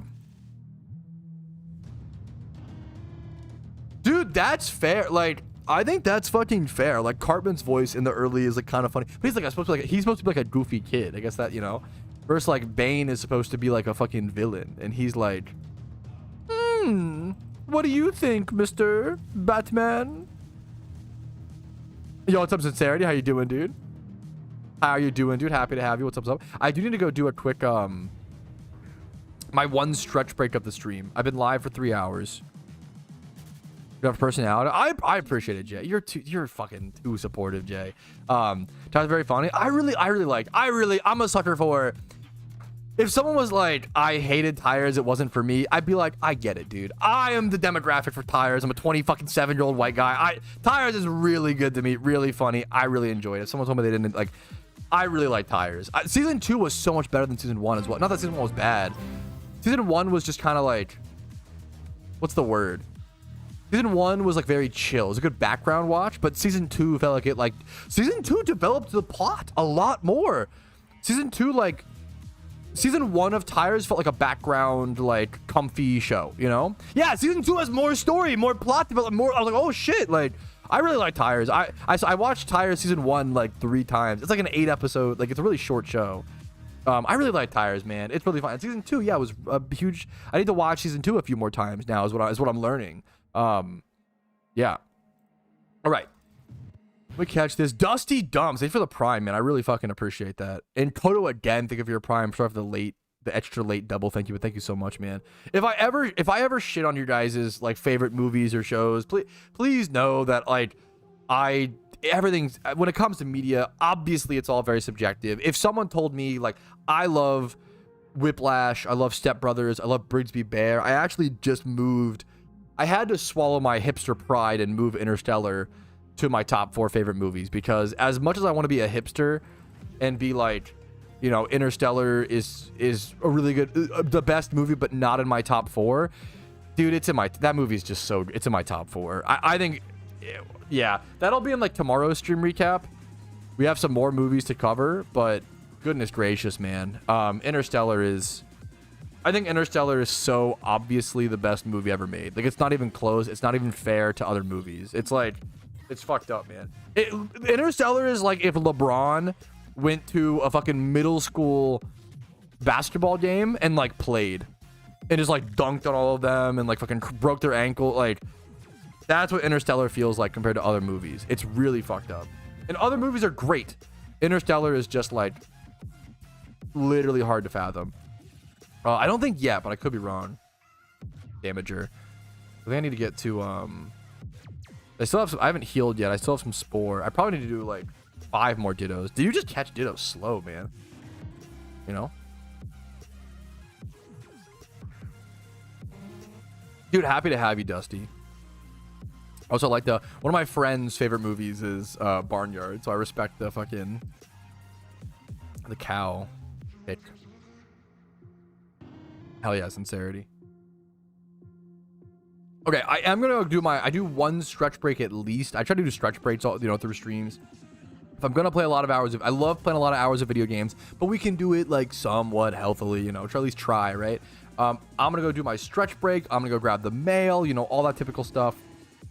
So I'm gonna be right back. I will see you guys in about 5 minutes.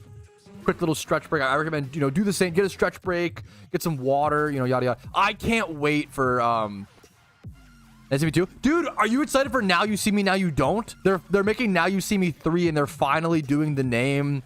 Dude, the Now You See Me franchise is so fucking fun. I respect that take so much. Yeah, they're finally doing Now You See Me, Now You Don't. I'm excited for it. Bro, fucking, it's so funny. Jesse Eisenberg said, like, I love him. He said, like, if they made a Now You See Me movie every year, I'd be so happy. He's like, he's like, I want to do one of these movies like every year. I love them. They're so fun to make. I love them so much. Now You See Me are just fun fucking movies. They're just fun movies, man. KG, but didn't you sub earlier? Thank you again. I guess pop it up again. Sure, hell yeah. I'm gonna be right back. I'm just still yapping. Be right back. Thank you again. Why not? Thank you again, KG. Why not, dude? I'll be right back, guys. It's gonna be like 5 minutes.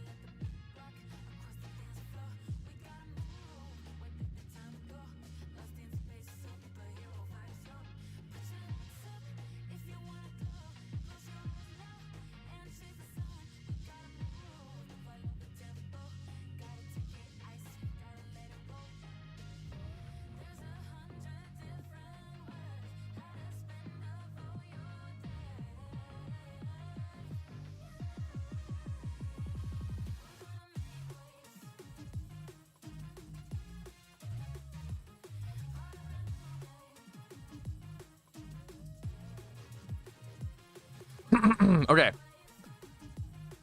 Woo. Okie dokie. Pokey. Back to Ditto hunting. Legendary chance we can get Raikou this month. That'd be fantastic. Alpha's shortly after stream. When was the last alpha spawn? I think I saw it at like 9 a.m. today that I missed, unfortunately. Like, just barely. Like, gonna head over to it. Alpha Arcanine Kanto. Yeah, it was at 9 a.m. 9 a.m. If we stay live for about another hour, we might see one. We have a chance. We have a chance. We'll see. We'll see. Now we can also lock in and be a bit more efficient with our Ditto catching as well, which is nice. I want to switch over to some breeds here in a bit, but I want to get the repeat ball strat prepped for Dittos. Should be good. This is real. All right. Also, I just realized we didn't see an update this month. Like they told us it'd be like late last month or early this month. So I guess we'll see something in September. A top 5 movies are Everything Everywhere All at Once, Captain vs. the World, British Terabithia, Inception, Avengers Infinity War. Fuck, I respect it. I'm happy to hear it. We have very different movie takes. I hated Everything Everywhere All at Once. That's one of my hottest takes. That was, I literally thought we got shown a joke version in theaters. The morals are really cute and the ideas are cute, but I hated the comedy. The comedy took me out of the movie entirely. Scott Pilgrim vs. the World, I have a friend who, like, that's one of their favorite movies is Scott Pilgrim vs. the World. I respect it. It's a really unique, fun, cute movie. British Terabithia I haven't seen, but I know the basic premise and stuff. Inception is another, like, I'm really not a fan of it, but I need to rewatch it. I need to rewatch Inception and I need to give it another shot. Maybe I just missed it, but I really did not enjoy it. And then Infinity War. To be fair, Infinity War sucked for me because I feel like I would have really liked it. Infinity War sucked because I actually think I might have given Infinity War like a 9 or a 10 out of 10, but the entire movie was spoiled to me. That's what sucked. The problem was every single death, every single plot point, everything about Infinity War was spoiled on social media via memes. So by the time I got around to watching it, I knew everything that had happened, and that sucked. And I think it literally, the whole movie is just plot points and twists, and the whole movie's twists and turns. So when if you know everything, it destroys the movie, which is really tough. Dusty Dumps gifting 5 subs, bro. Thank you so fucking much. What the hell? Over to Alsamir, over to Dimison, over to Washley, Derry Owens, and Morass. Thank you so much, man. 5 gifted. It's been a while, man. Thank you so fucking much. Appreciate that. Hopefully the content's earned that from you. Hopefully, you know, the guides have been helpful, the videos have been entertaining. Really appreciate that, man. It's very, yes, it is like a 95% chance. Well, about a 90% chance they bring back Darkrai, I would say, after Age of Ultron.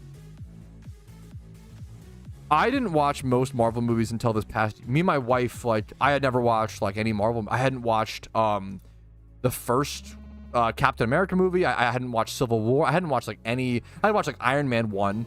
I'd watched like Thor 1 way back in the day. I hadn't watched like most Marvel movies until this year, and I watched them all.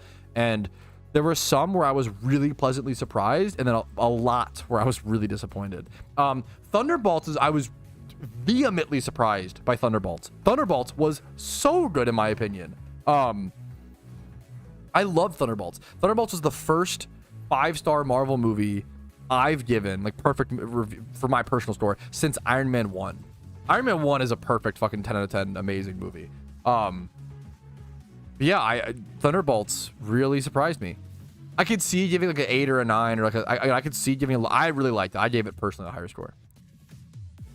Yeah, I get it, Haru. I'm also not a superhero guy, right? So like when you hear my reviews, don't be, you know, superheroes aren't really. So I always say, like, I really liked. So I have no experience with Superman, or I didn't have any experience with Superman earlier in this year, and I watched, as someone who doesn't care about Superman, doesn't really like connect with Superman in the, you know, like traditionally, yada yada yada.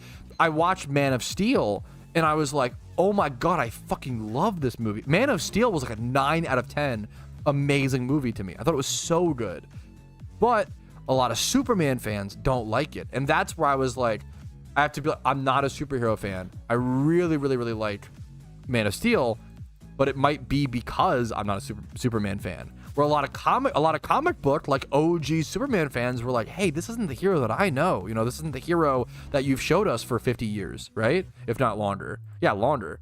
Like Superman was introduced like what, the 20s or the 30s, like around post World War I, I believe. Superman invented 1933. Yeah, it was like post World War I believe.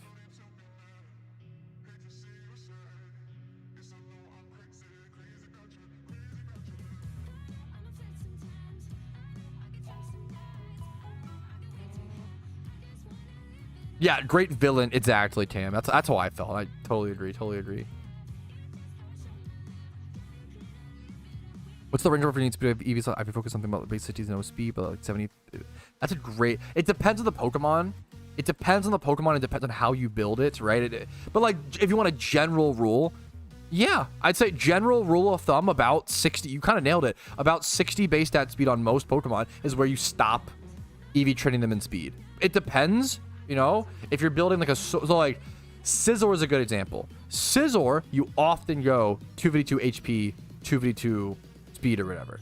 Or sorry, 2v2 HP, 2v2 attack, right?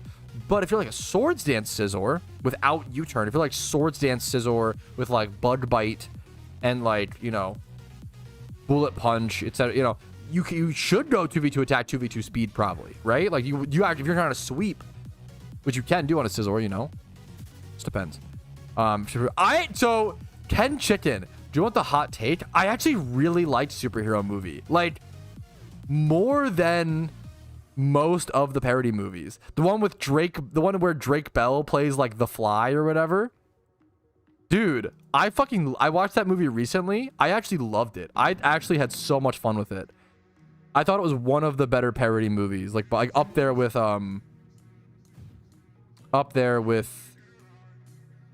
like Scary Movie. It doesn't really work for me. I really like the rock scene in Everything Everywhere All at Once. Is really genuinely beautiful. Like, there are some like, really beautiful moments in that movie, which is why it's like I'm like so sad. Yeah. I write in the embrace the positive side of no. That's cute. Ultimately, nothing matters. So we get to decide how we live. Yeah, that's like fucking base. You know, that scene rocks. Yeah, like the rock scene is like actually like really beautiful, and like there's a lot of good sentiments in Everything Everywhere All at Once. As a drive moment was he, bro. I actually really like that movie. Yo, what's up, Smidgen? I thought Superhero Movie was like actually fucking fun. I think I give like an 8 out of 10 or some shit. I actually really liked it. Message moral stuff. I just want to feel good or laugh or feel good. Yeah, I mean, yeah, it depends. I think that's, I don't know, it depends. That's almost always been the, I don't know, it's tough. It depends on time. Different time periods, like different time periods have different goals when it comes to movies, you know? I mean, look at Superman was created post World War I because the world was like really fucking sad and like devastated and needed like a realigning of morals and needed like a, hey, look at like look at this guy, look at what the humans can do and what people can do and like what it can that's my, I'm not a Superman fan, but that's my empathetic understanding, right? Like my guesstimation. And then fucking World War II happened, which was really just fucking sad. Imagine being like post World War I, like we need to rebuild, we need to like, guys, we can do it, we can you know, actually switch our brains back to the positive, and then fucking a little failed artist goes on a rampage. That's so fucking sad, man. That's so sad. Yeah, it's exactly. Yeah, that's a great. Exactly. Yeah. Imagine if they put out like Superhero Movie like during COVID, like that would come off like, what the fuck, dude? You know? Exactly. That's so fucking real. What kind of movies people are making definitely depends on the average societal feeling. I'd say 71 is a little too low, but one's 94. I would say like once you're around like 85 on both, you can jump into them. 94 and 71 might be close enough. I would get to like level 80 on that one Typhlosion, and then you could jump into it for sure.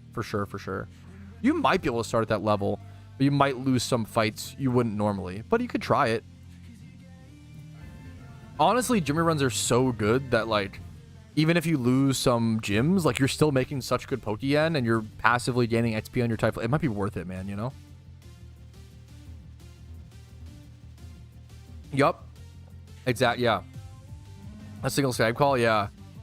Yeah, no, movies are very obviously very like based around what's happening. Like the upcoming Tron movie is literally all about like AI. Like a lot of movies right now, like a lot of stuff is like very Eddington was very, you know, most movies coming out are, that's why it's nice. Like I think a movie like the recent Superman movie was pretty good.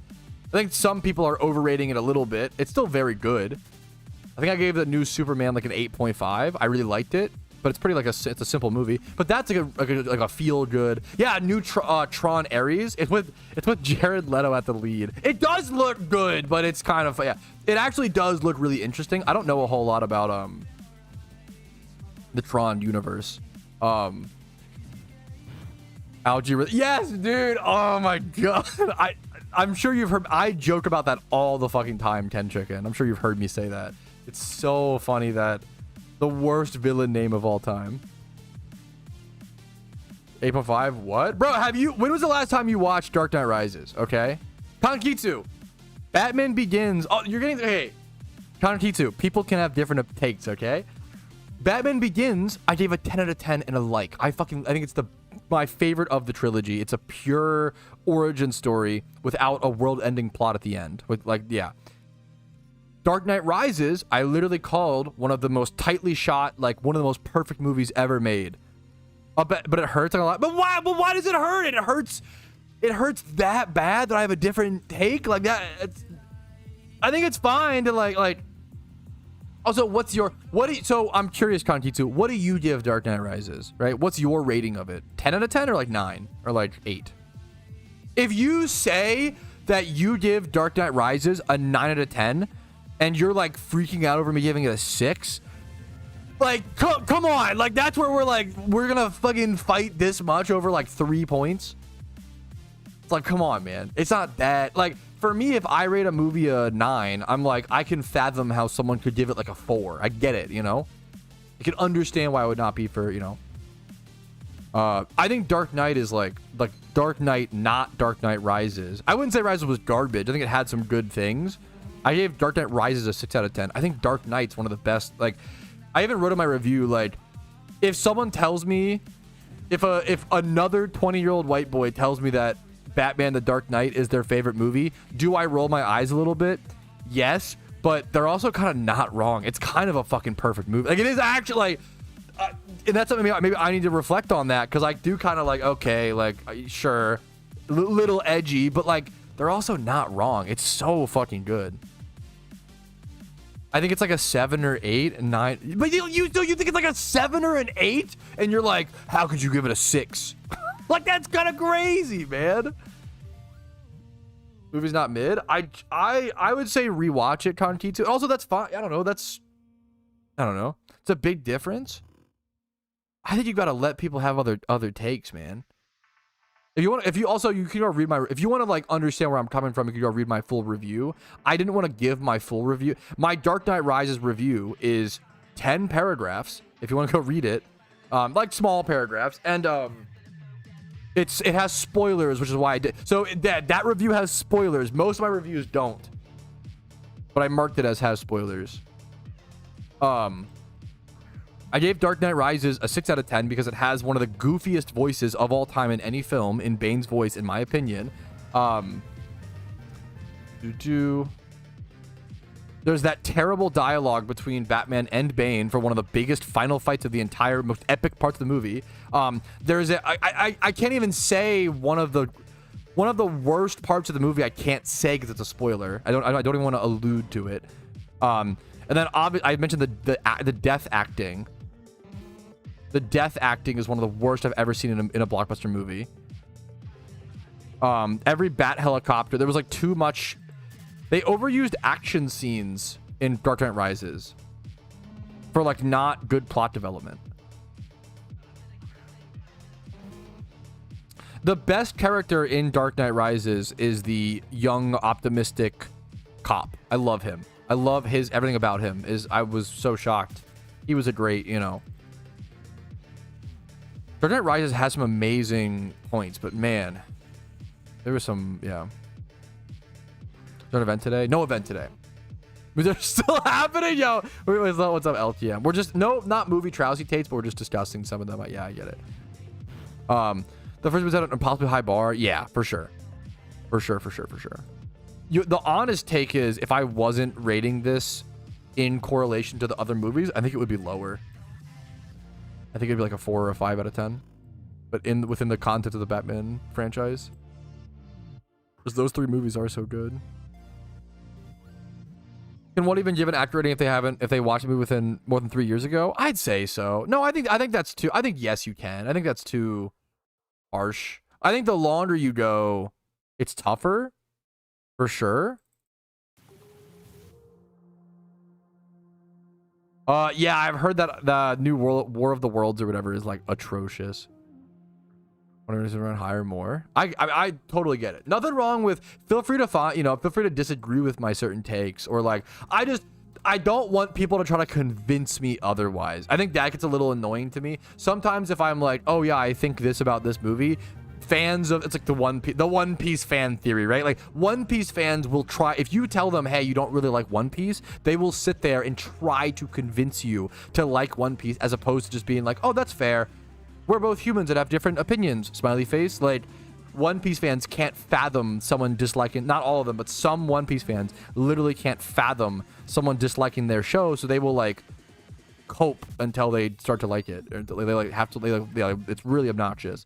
If you think it's funny that I, you know, rate Superman higher, I think that's so fair. I think the new Superman was pretty good. I think it was a little overrated. I think the new Superman's like just a good feel-good movie. I gave the new Superman like an 8 or like an 8.5.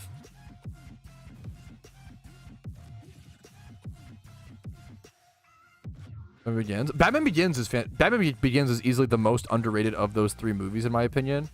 Batman Begins is like a perfect origin story. I really miss when origin stories were like, the problem is nowadays, every superhero origin movie also has a world-ending plot within the same movie, which is fucking insane. You can't introduce a character and be like, hey, here's how they were created, but then also there's a meteor about to hit the planet and they have to stop. That's too much in one movie. Just focus on the origin, you know? Why bothers you Batman, not Superman? The Rise only because of actually like goofy, though it is great. Once again, Kankitsu, I would read my review. I feel like you're missing a lot of the. If you really care about it that much to argue it, I feel like you should read my review and give it that respect. I can't talk about certain things here. And I linked the review, my letterbox or whatever. You're missing a big thing that I can't say, because I don't want to spoil it. Also, like, you're ending, so you're assuming something there. Can you explain why it bothers you in Batman but not in Superman? Who said it doesn't bother me in Superman? Like, you're assuming malice. You're assuming I've done something wrong to get to my. This is my problem. I don't want anybody to like. The problem is when someone likes something a lot, and someone doesn't like that same thing. We as humans often think, oh, they're wrong in some way. That it may not be the case that I'm wrong. It may just be the case that the movie didn't connect to me as much. Like opinion, yeah, a lot of people project opinions as objective, and we have to like train our. To be fair, it's intuitive. We have to train yourself as a human out of that habit.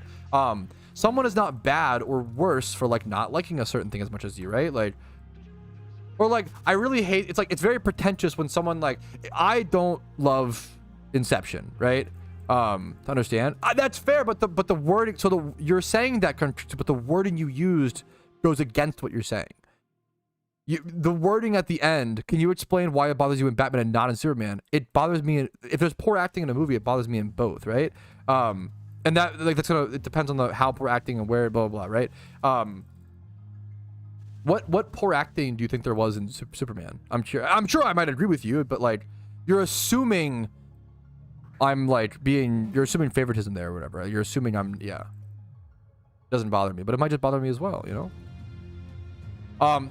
Also, you have to keep in mind, like, when comparing movies, Batman The Dark Knight Rises and the new Superman are extremely different movies, right?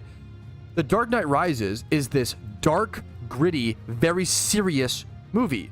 So bad acting does stand out a lot more in a movie like that versus Superman, which is like mostly lighthearted and fun. You actually can get away with more. That's the real. I don't know what bad acting you mean, but like, you actually can get away with more bad acting in a movie like that. The same way, like if there was more bad acting in like Step Brothers or like Happy Gilmore, you can get away with like bad acting in like a comedy movie or a lighter movie versus like when you go for those hyper serious movies, you like up the you up the risk of failure or success, if that makes sense, right?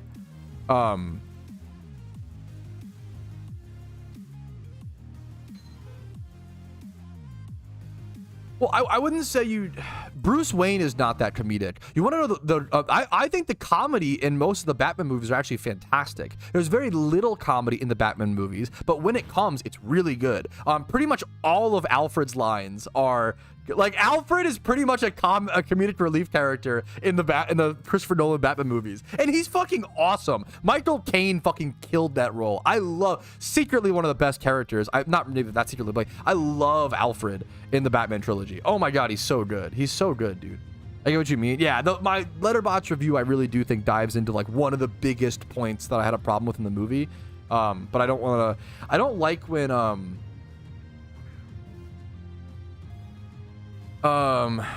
off topic. I don't like when people say things like, yo, watch this movie, the twist is crazy. Don't tell me there's a twist. Don't do that. Like just say like watch. I think we've gotten better at that. Just say watch it, go in blind, enjoy it. That's a spoiler to me. Like to me, if someone says you gotta watch, it has a crazy twist, now I'm like looking for it. Now I'm like keeping an eye out. Now I'm like, it kind of hurts my viewing of that movie now a lot, right? In my opinion, that's, you know. So I didn't always do that. I used to say that, so I'm trying to change my verbiage and almost never tell people like, oh, this movie has a sick twist. I just never say that anymore because I think it's kind of a spoiler. Unfortunately, we've gotten a lot. I think we've gotten a lot smarter as viewers. I think we've gotten a lot smarter as viewers, and now we just keep an eye out for more things. And the more movies and media you've watched, the more you know what to watch out for, and the more like mundane things get. It's harder to find better and better movies when you've watched the more and more movies you've watched, if that makes sense. Weirdly, right? I'm like, you should focus right now. I was mad. That's funny. Fuck the pay attention to the screen, but like nothing happens. Fuck, that's pretty funny. That's a good meme.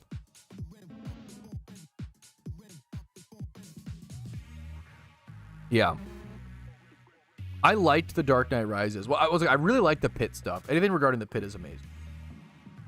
I wish that was like even more of the movie.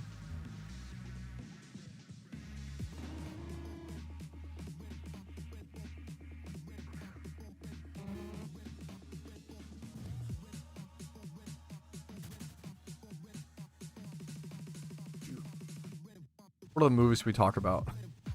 Not all the movie takes for those who don't really care for it. It's definitely just like a hobby that I'm into right now, and I've been really enjoying learning about movies. And yeah, I'm a big novice when it comes to movies, so don't feel like you need to be a big movie goer to be involved in the conversation. If you want to give your takes or weigh in, or you know, ask questions or whatever, go for it. You know, I'm not a 10,000 hour movie expert. I'm learning. I always joke about like there's so many banger classic movies I have not seen, right? I have not seen The Godfather. I have not seen Goodfellas. I have not seen Pulp Fiction, right? I've seen a lot of movies, but there's still so many of those I haven't seen. There's so many classics. There's just so many movies to watch, man. It's fucking crazy. I have 758 movies logged in my letterbox, but still, you know, no Reservoir Dogs, right? No, yeah. A lot of classic movies that I haven't seen still. Let me switch to repeat ball. This one has legendary chance, yeah. But you have to start here at nighttime and get the dust ball thing. Where can I see upcoming catch events with PokeMMO? Here, I've gotten this question a ton recently, so I'm going to go ahead and answer it for a stream recap clip. Someone said, where can I see the upcoming catch events in PokeMMO? If you watch my stream recaps, to be fair, you might already know this answer, but you can always find upcoming catch events in PokeMMO under the official PokeMMO forums under official events. You can always find them all listed there, or alternatively, you could watch my stream recaps, of course, or my streams at the beginning of every stream and at the beginning of every stream recap. I like to shout out the catch events, so people who just want to know about the catch events don't even have to watch the whole stream recap. I'm trying, like, obviously I would prefer that, but I'm trying to get you guys the information first, and you know that's, yeah, information first, selfish gain second. Okay, that's the, hopefully that comes off like that, because I want to give you guys that information. So catch events either on the forums or via my stream recap / streams, probably the two best options in my opinion. Yes, dude, that's Peanut, you're spitting absolute fat. There's so much stuff coming out, man. Yeah, it's so hard, dude. There's a lot of good movies coming out in like September. It's fucking crazy. Oh, dude, it's so crazy. My wife's never seen 12 Angry Men, and that's obviously like a really boring, basic, cold take, but I love 12 Angry Men. It's a phenomenal movie, and I want her to watch it. She's never seen it. Hunter Diddle's profit during encounter. It's starting Whismer. Fast forward 3 weeks later. There's a second, another Whismer. Yeah, it's nice to switch it up and head to this spot if you have the repeat balls. Stop. Yeah, for sure, for sure.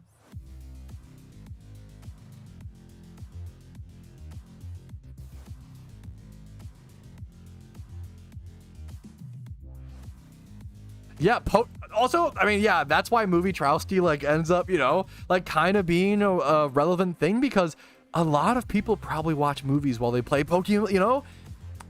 I used to watch a lot. I got back into anime when I started playing old school RuneScape back when I was like 19. I binge watched so much anime because I was playing RuneScape, and it's the perfect game to like you know, do stuff with.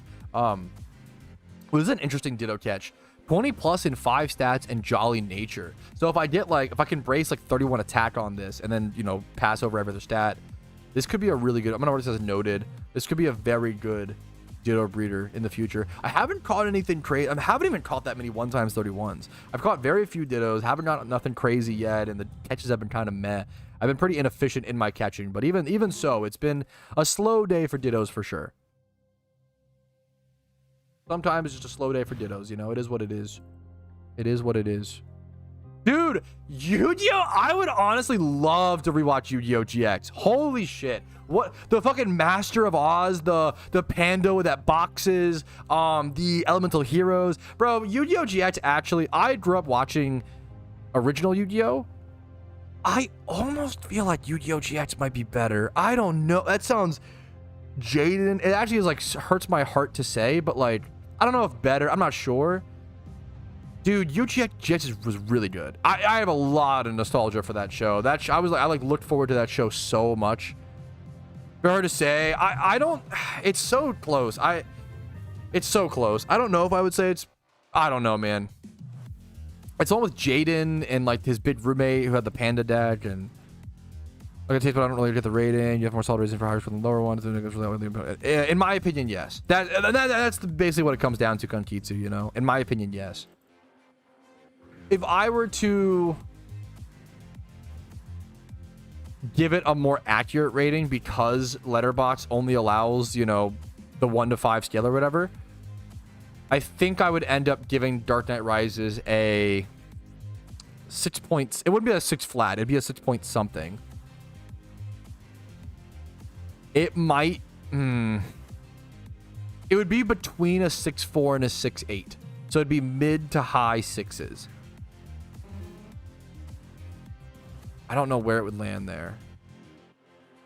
It makes me feel a lot, but it's really frustrating at times as well. I might go 6.6, but that sounds so edgy. But I feel like it might be like the actual rating.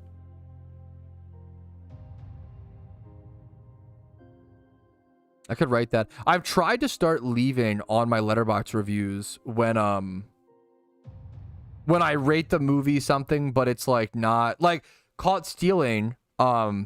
It's put as a 9 out of 10 on my Letterboxd, but I gave it an 8.7 to be like exact, you know? I like the, yeah. I'd probably give Dark Knight Rises a 6.6. I think that's where I would land. Because between 6.4 and 6.8, there are some moments that really make me feel in Rises, but there's also some moments that are so deeply frustrating. Where I was like mad that I was watching the movie, you know? But there's also some amazing moments that are like, yeah, it's tough. It was Dark Knight Rises was an extremely coin flip movie. There was some really powerful stuff and some really frustrating, really embarrassing stuff, and that's what's so sad. Is that like it could have been such a good movie. I'm pretty dog shit at fighting games. I suck at Smash Bros. Like suck at Smash Bros. So much to the point where like, do you know how fucking embarrassing it is, Kernet? This is the whole thing. Dude, do you know how fucking embarrassing it is to everybody knows that I like play video games for a living and am like a niche YouTuber or whatever, like all my friends, right? Do you know how embarrassing it is to be the guy that plays video games for a living and then be knocked out first, like to always killed first in Smash Bros? Oh my God, I suck. I hate it, man. I suck at Smash and it makes me so mad. I've tried to like sit in the practice arena for like 10 hours and get back. Smash Bros is like the most unintuitive fighting game I've ever played. The movement, the delay, the like, oh, I hate the way the game feels. The engine of every Smash game. Brawl, Melee, I've played a lot of Project M. Like, I've literally tried to play, like, I've not played a whole lot of like Ultimate or 4, like the newer things or whatever. I have like played a fair bit of like older Smash games, a little bit of Smash 64.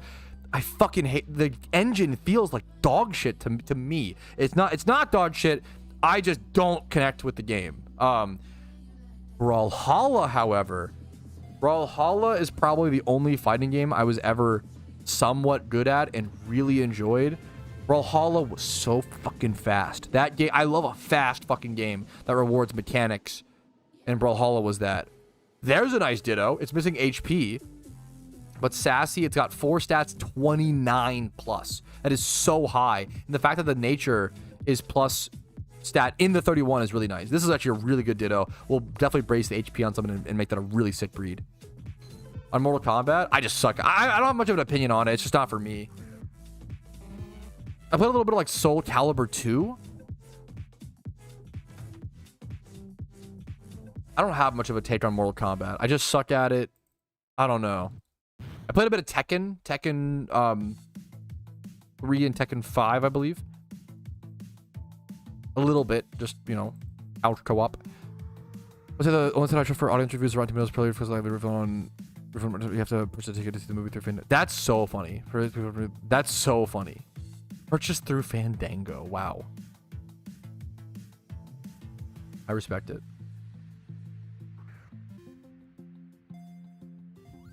That's kind of based. I respect it. Really does online.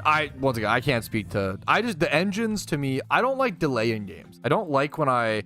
So like Dark Souls has this. The game's not bad. I'm not gonna sit here on the internet and say that Dark Souls combat is bad because I will get fucking eviscerated. It's just not for me. I don't like that style of combat where you have to wait for an animation to finish. There is a certain skill involved in that, right? Like planning out. It is a skill issue. It's a skill issue and an intuitive issue, right? I don't like Dark Souls combat. I played an hour and a half of Dark Souls 1 and like an hour and a half of Elden Ring. I just don't. The combats feel so clunky and feel so slow. I just don't enjoy them.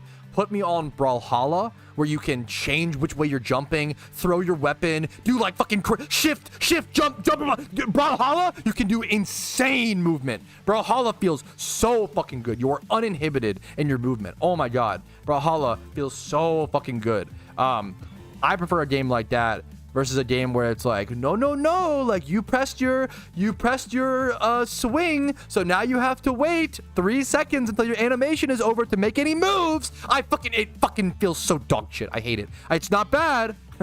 I just hate it, okay? It triggers the fuck out of me. Holy shit. I know, I've played on CRT. It's not an input it's just the engine. It's just the engine and the combat systems. I just don't like those types of games. They're not bad. I just really don't enjoy them. I do not vibe with them. My Bodvar is nasty. What the fuck is Bodvar? I love the name. My Bodvar. Oh yeah, from Brawlhalla. Yeah. I played him a little bit. I played a lot of is it Teros? I was like a Teros player. A lot of Teros. A lot of Axe Teros. Brawlhalla was sick, man. Brawlhalla is so fucking fun.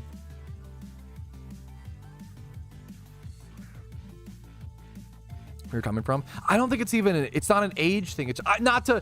I feel like you guys are being so sweet. You're trying to like give me like. I just don't intuitively vibe with the engines. I just don't like the like. It's not that they're bad. I just don't vibe with them. You know, not everybody's gonna. Yeah.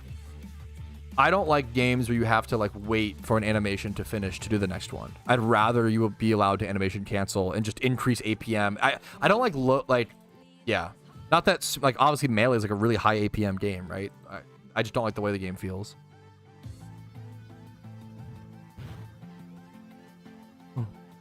Yeah, the other side of that is LKM. If you love those games, they're gonna feel super intuitive to you. If you know that's the beautiful, right? What's still coming out? I might be one of the only people. I didn't like Hollow Knight. I didn't hate Hollow Knight. I don't think it's bad. Just not for me. You play RuneScape, dude. It's really funny. You're not wrong. RuneScape is you're so right. RuneScape is like the only game that I can stomach, and even that was like really hard I hate the tick system in RuneScape, but it's also genius and beautiful, and I had to get used to it. But yeah, that's why I don't like. Yeah, the tick system in RuneScape is a perfect fucking example. You have to wait 0.6 seconds. It's the perfect example. I don't like things like that intuitively.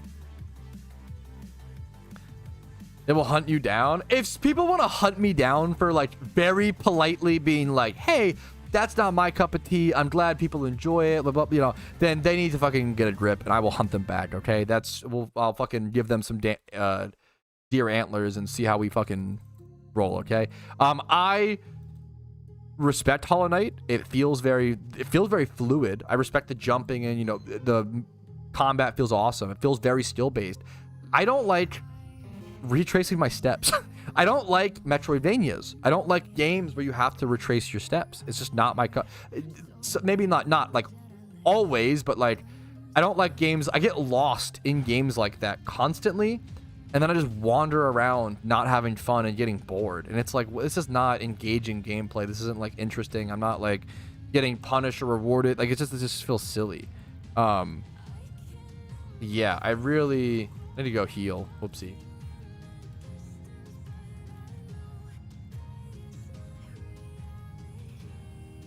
Just gotta dodge, Pat. You're not really waiting. You're avoiding their attacks. Are you rage baiting, or what? Is this for Dark Souls or Advanced or Elden Ring? Because in Dark Souls, if you attack, you have to wait for your attack to finish. You can't just roll whenever, from my understanding. And I try like that's a mechanic of the game. It's not a bad mechanic. It's just a mechanic. I don't like that mechanic. It's a different. I think games like Dark Souls, games that have, you have to wait for animations to finish like that, they kind of promote a defensive style of play. Not inherently, there are offensive builds, don't get me wrong, but those games inherently promote a defensive style of play. And they're favored. Defensive styles of play are favored in those games. I don't enjoy that. League of Legends is like that. League of Legends promotes, on average, a defensive style of play because of towers. There's so much risk in League, right? Yeah. A lot of most animations. Maybe it was just a delay. I feel like whenever I rolled, maybe it was like a fucking latency thing. I feel like whenever I rolled in Dark Souls, it took like a full second for my roll to kick in. It felt so fucking slow. I like mechanically difficult games. It wasn't that Dark Souls was too difficult for me. I just really didn't like the way the game felt.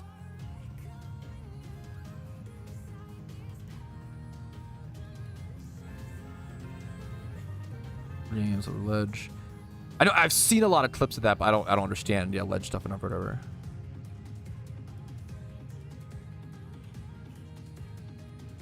Yeah, it's so, of course, Spliff. I really respect Dark Souls, and I'm really glad people enjoy it. I'm really like, I'm happy with what it's done. I reference Dark Souls a ton. I think it's done an amazing thing where Dark Souls is like, hey, we've made a good game. Play it if you like it. Don't play it if you don't. No difficulties. Like I think that's fucking awesome. I think it's like, we need more games where you need to adapt around the game. I don't like the super hand-holding nature, because now we get, you know, what's it called? Now we get PokeMMO players who are like, oh, the game is bad because I can't speed it up. And it's like, fuck, dude, you're TikTok brained. Like, not to like be that guy, but like you're so zoomer brained, you can't enjoy a game because of the pace that it's like. That's, I don't know. Maybe I don't know. But also, sorry. It's actually fine. Let me rephrase that. It's actually fine to not enjoy PokeMMO because of its pacing. But what do you do when that's the case? You just log off. You stop playing. What I hate is the generation of gamers who's like, I don't like this thing about this game. Please, dear devs, please change it for me. Smiley face. That's fucking psycho. Imagine if I was like, Dark Souls, you should actually, I don't like your combat, so you should actually change it for me, please. You should actually make it so you could roll throughout any animation. You should make it like, that's fucking crazy. Like, games are just not for you. So, sometimes things just aren't for you, and that's okay. And I hate the new take of like, some people think that everything needs to change around them. And I fucking hate that. I love that I don't like Dark Souls. And I love that Dark Souls is like, here's the game. If you like it, play it. Hell yeah. If not, go on your merry way. I'm the guy who goes my merry way and respects the fuck out of Dark Souls for what they've done. I love what they're doing. It's just not my cup of tea. That's, you know, that's it. Anyways. I told myself I'd clean the house when stream is over. It is so, that's so based. It's so tempting, but I can't, dude. I gotta spend time with my own wife, so. But I love the request. I do respect it. The campaign? The old Call of Duty campaigns? That's a whole nother, used to be so good. Oh my God.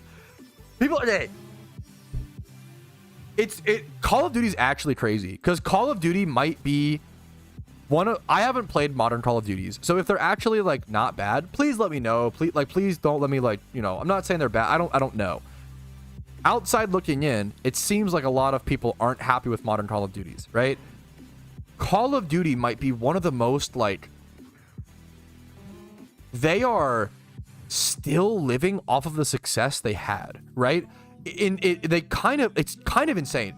The fact that they released COD 4 into MW2, into Blops 1, into MW3, into Blops 2. COD 4 1, MW2 2, Blops 1 3. Oh my God, oh my God, I can't track this. 1, 2, 3, 4, 5. Is it like 5 games? 5 or 6 games? And maybe you count World at War. I didn't play much World at War. Maybe you add in World at War, right? They had a fucking generational streak of, like, where they made like 5 to 6 games in a row that had amazing multiplayer, an amazing cooperative alternate game mode in zombies or spec ops modes, and then also a killer storyline. Those like 5 to 6 games were like genuinely, it sounds dumb because obviously Call of Duty's gone down like a different rabbit hole, but like those 5 to 6 games, it's not just nostalgia. They were really good games in like every sense of the word. The multiplayer was good. The stories were amazing. And then the secondary thing, like whether it was zombies or spec ops missions or in MW3, who remembers the survival mode in MW3? I loved that shit. That was my favorite out of all of them. Dude, Call of Duty had a period where they just fucking produced perfect games for like 5 or 6 years. No, like, unironically, oh my God, they were so good. I don't know if any other game has ever done that. It was like one game released every year. God, dude. I can't speak on much after, but yeah, I played like all those and they were amazing. It's so crazy, dude. Dude, MW3 Survival was so fun. I fucking love that shit. I think the team is full right now, but I appreciate you asking, Flint. What's up, dude? The Juggernaut spawn, yes, dude. It's, yeah, when you look at Call of Duty now, I get why people are like, ugh, what, you know, a lot of people are like, how do people even like Call of Duty? Ugh, and I get it, but God, man, those games were amazing for a while. Guitar Hero. Gamepad mode of Guitar Hero, a lot of people prefer playing on a controller. Do they get rid of it later on? Great point. Growing up, you know, I've said it, I grew up very not well off. I was lucky I was given a PS2 by a family friend. We didn't have a console or whatever. And I had a PS2, I had Guitar Hero 3, but I didn't own a guitar because they were too expensive for me. So, and also I think this was like by the time the Xbox 360 was out, I was still playing PS2, right? So the only way I could play Guitar Hero 3 was on a fucking controller. And I would do that and it was so fun. I loved it, man. But because it was the only way I could play. It was still like, you know, I didn't know they got rid of that. That's so interesting. First 5 of the 13 Guitar Hero games. There's that many? Holy shit.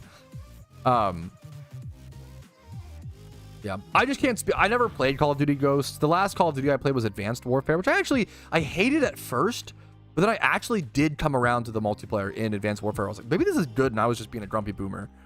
At the age of like 16 or some shit. Couch co-op days? Yeah, for sure. It makes sense why games have gone away from couch co-op, just because it's just less, it's so much resource put into to make that, and then like it's just not done as much, right? Usually we're playing over like Steam or like over virtual, you know, co-op, right? But there's a special feeling there. There's a vibe there that's so good. The DS games. Okay, bro, I played one of the Guitar Hero games on DS. That shit was fucking fire. That shit was so good. Oh my goodness. Why did the DS Guitar Hero games go so hard? Yes, playing like COD Zombies on split screen. It sucked, but it was like fun. Like you're having so much fun, you didn't really worry about it. I did that so much. Modern Warfare 2, yeah. I played MW3 the most. That was my most played COD. I was obsessed with MW3.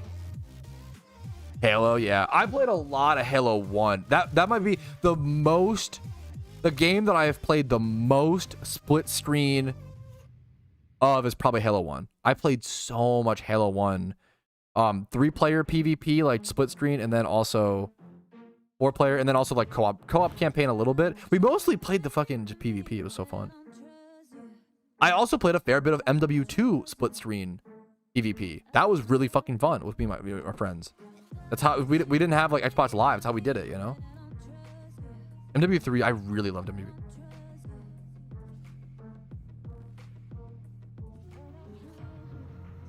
Fortnite. That's so interesting. I know of Clone Hero. I know, yeah, of it. Yeah, I need to try. So I played a lot of Halo 1, and I never really played Halo 2 or Halo. I think I owned Halo 3, and I tried to play like the first level of the camp. I played a little bit of Halo 3 multiplayer. I wasn't a big Halo. I preferred COD. I wasn't a big Halo guy. I didn't like the floatiness of Halo. I played a lot of that. I didn't know that, Shag. Is that true? That's crazy. You can play the campaign with 16 people. What the fuck? That's awesome. That is a very cool mechanic.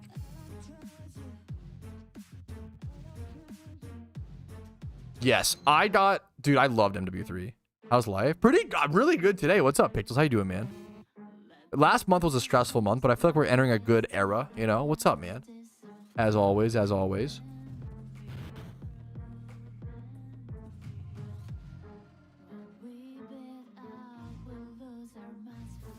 How's your life, man? How are you feeling? The 3 campaign up down. I fucking respect it, man. I still need to play the Halo 2. I actually replayed the Halo 1 campaign on the Master Chief Collection, which is a fucking phenomenal... I just ran from that ditto for no reason. Phenomenally good deal. I replayed that this year, within the past few months.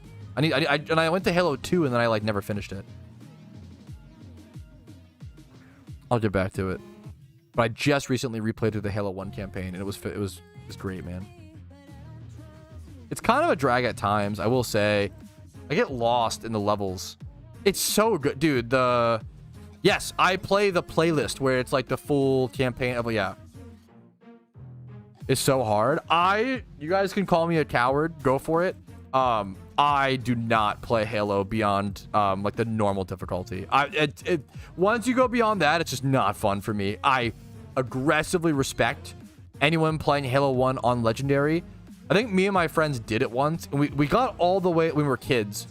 We got all the way to like Library on Legendary, and I think we just couldn't get past it. I think that, which infamously Library is like the hardest level, the longest level, the most confusing level. I think we just couldn't beat the Library on Legendary, understandably so. I remember long nights of like leaving the console on trying to try Deadlock. That sounds familiar. I don't think I ever did. I know people were trying to get me to play that, but I don't think I ever did. I never did Deadlock, yeah. Res Brutal, yes, it's like the most infamous one, and it makes sense. I remember hating it as a kid. Oh, it was so tough. Yes, I've started to try to keep an eye on that a bit more. Recorded, yes, yeah.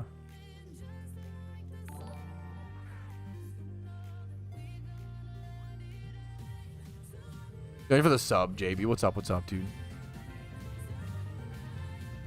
I keep up their thirst. It's so crazy. That's really cool, Fairy.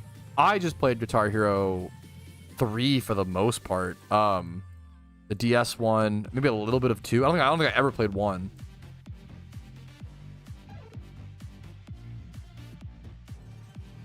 No glitches. Yeah, fair.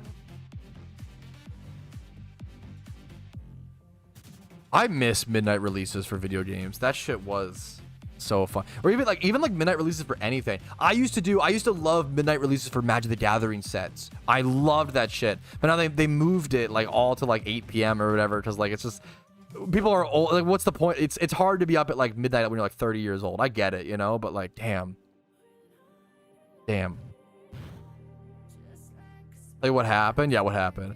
I was like, to be honest, that's fair, yeah. It was probably still revolutionary, but like needed a lot of touch-ups. I just played a shit ton of Guitar Hero 3, like most people did, you know, pretty typical.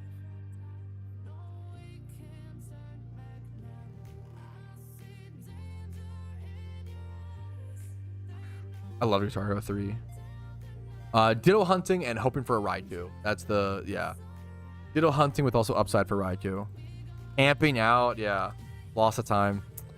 It's one of those things. It's one of those things where, like, should the current generation experience that? Probably not. They'll probably get other feelings in other ways. Like, I remember, dude, growing up, we never knew. Yeah. Growing up, we never knew for sure. Sorry about that. We never knew for sure when a game was releasing. I remember I stayed up 24 hours, like 4 different times, because it was rumored that Minecraft was releasing on Xbox 360. And I stayed up like multiple nights to try to be like one of the first people on, you know, and start building. And like when Minecraft released on Xbox 360, that was a massive fucking deal. And it took like 4 times where I just stayed up all night to get it. And eventually it happened. We're gonna have to use them for help. Dude, I'm honored to hear that, Aaron. I'm honored to hear it. You could have just watched the videos, found them helpful, and that's enough. You would have been, you know, you could have gone on your merry way, and that's what I'm here for, right? You took the time to come into a stream just to say thank you. That is so above and beyond. I really fucking appreciate it, man. Thank you so much. Thank you, man. Seriously, thank you. That's really nice of you, man. I'm just happy you guys I love this game. Happy people are playing it, enjoying it, dude. With your partner, it's a great game to play with your partner. That's the way to do it, man. Was there like a video on it, Chaz? It's pretty cool. Ooh, I honestly would love to watch that. Great call.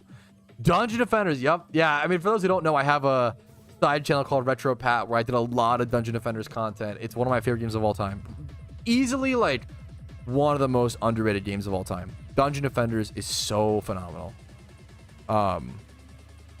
Yeah, Orcs Must Die. Dungeon Defenders is like it's like also like Dungeon Defenders has aged so well. It's so good. It's just a phenomenal game.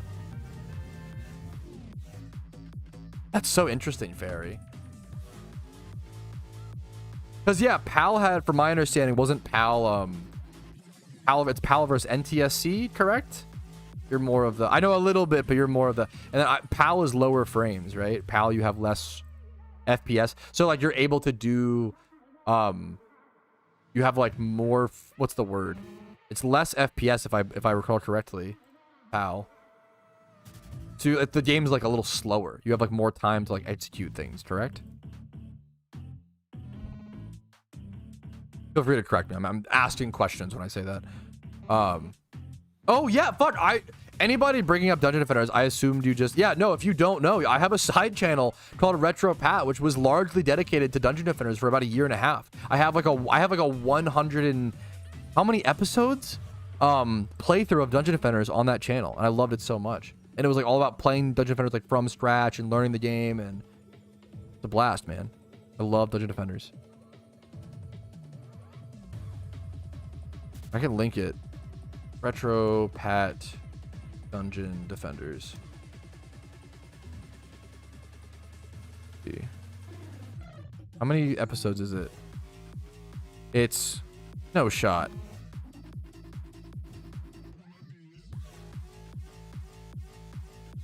This says that it's 221 videos. What is the playlist fucked up? Let me see.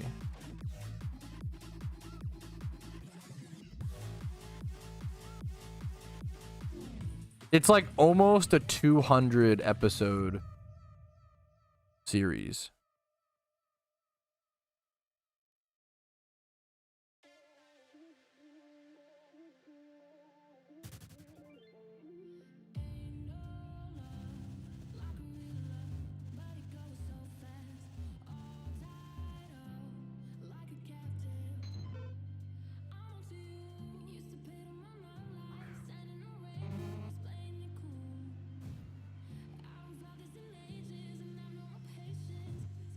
Is the last video not in the playlist? Let me go grab it. Are some of these videos not in the playlist? That's so weird. Did I not add? Because, yeah, I ended up doing 213 episodes. Did I not put them in the playlist? What happened there?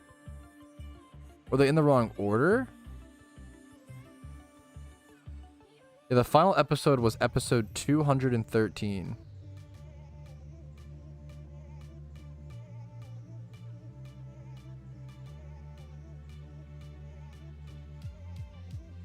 And I'm trying to figure this out. Oh no, they're all there, I think. Okay. Go through. Yeah. Yeah, I literally did 213 episodes of Dungeon Defenders, man. Amazing game. Amazing fucking game.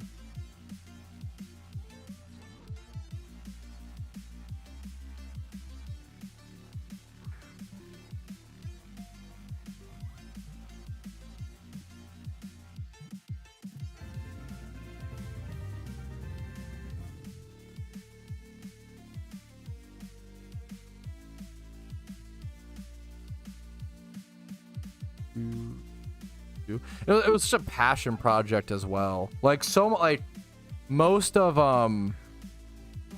the episodes, and it got like 1,000 views. You know, it was really I just love this game. It's a really fucking cool game. A lot of episodes even got like 800, 600 views. You know.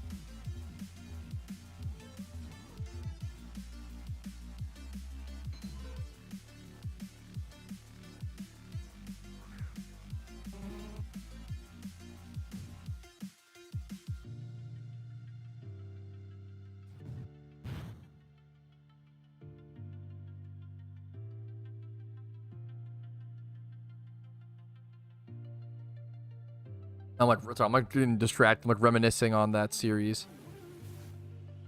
Rock Band 3. Rock Band was pretty cool.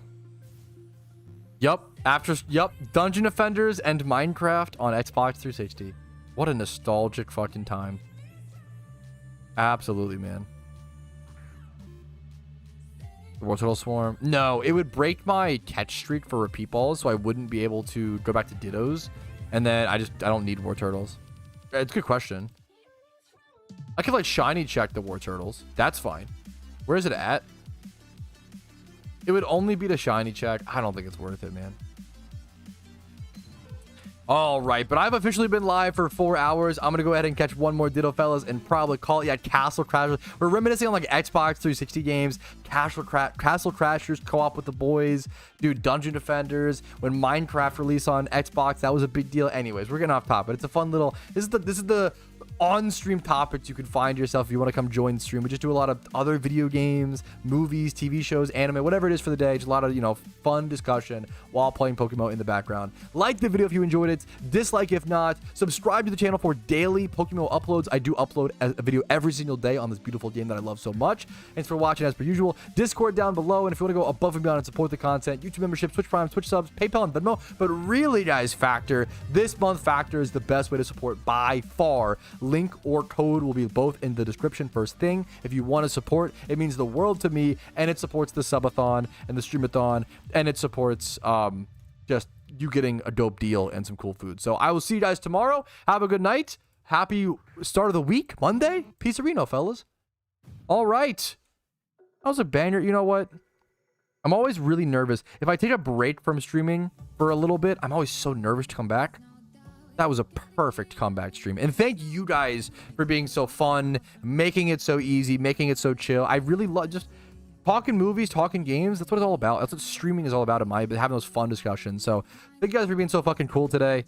Love you guys. Yeah, Osu. I was always terrible, but it was a fun revolutionary game. I'll see you guys tomorrow, man. Have a good one, guys. We're gonna raid someone on Twitch probably as well. So if you want to stick around for like 5 extra minutes to be able to spread some joy and make someone smile, appreciate that. But if not, I get it. I'll see you guys tomorrow. Peace, Reno.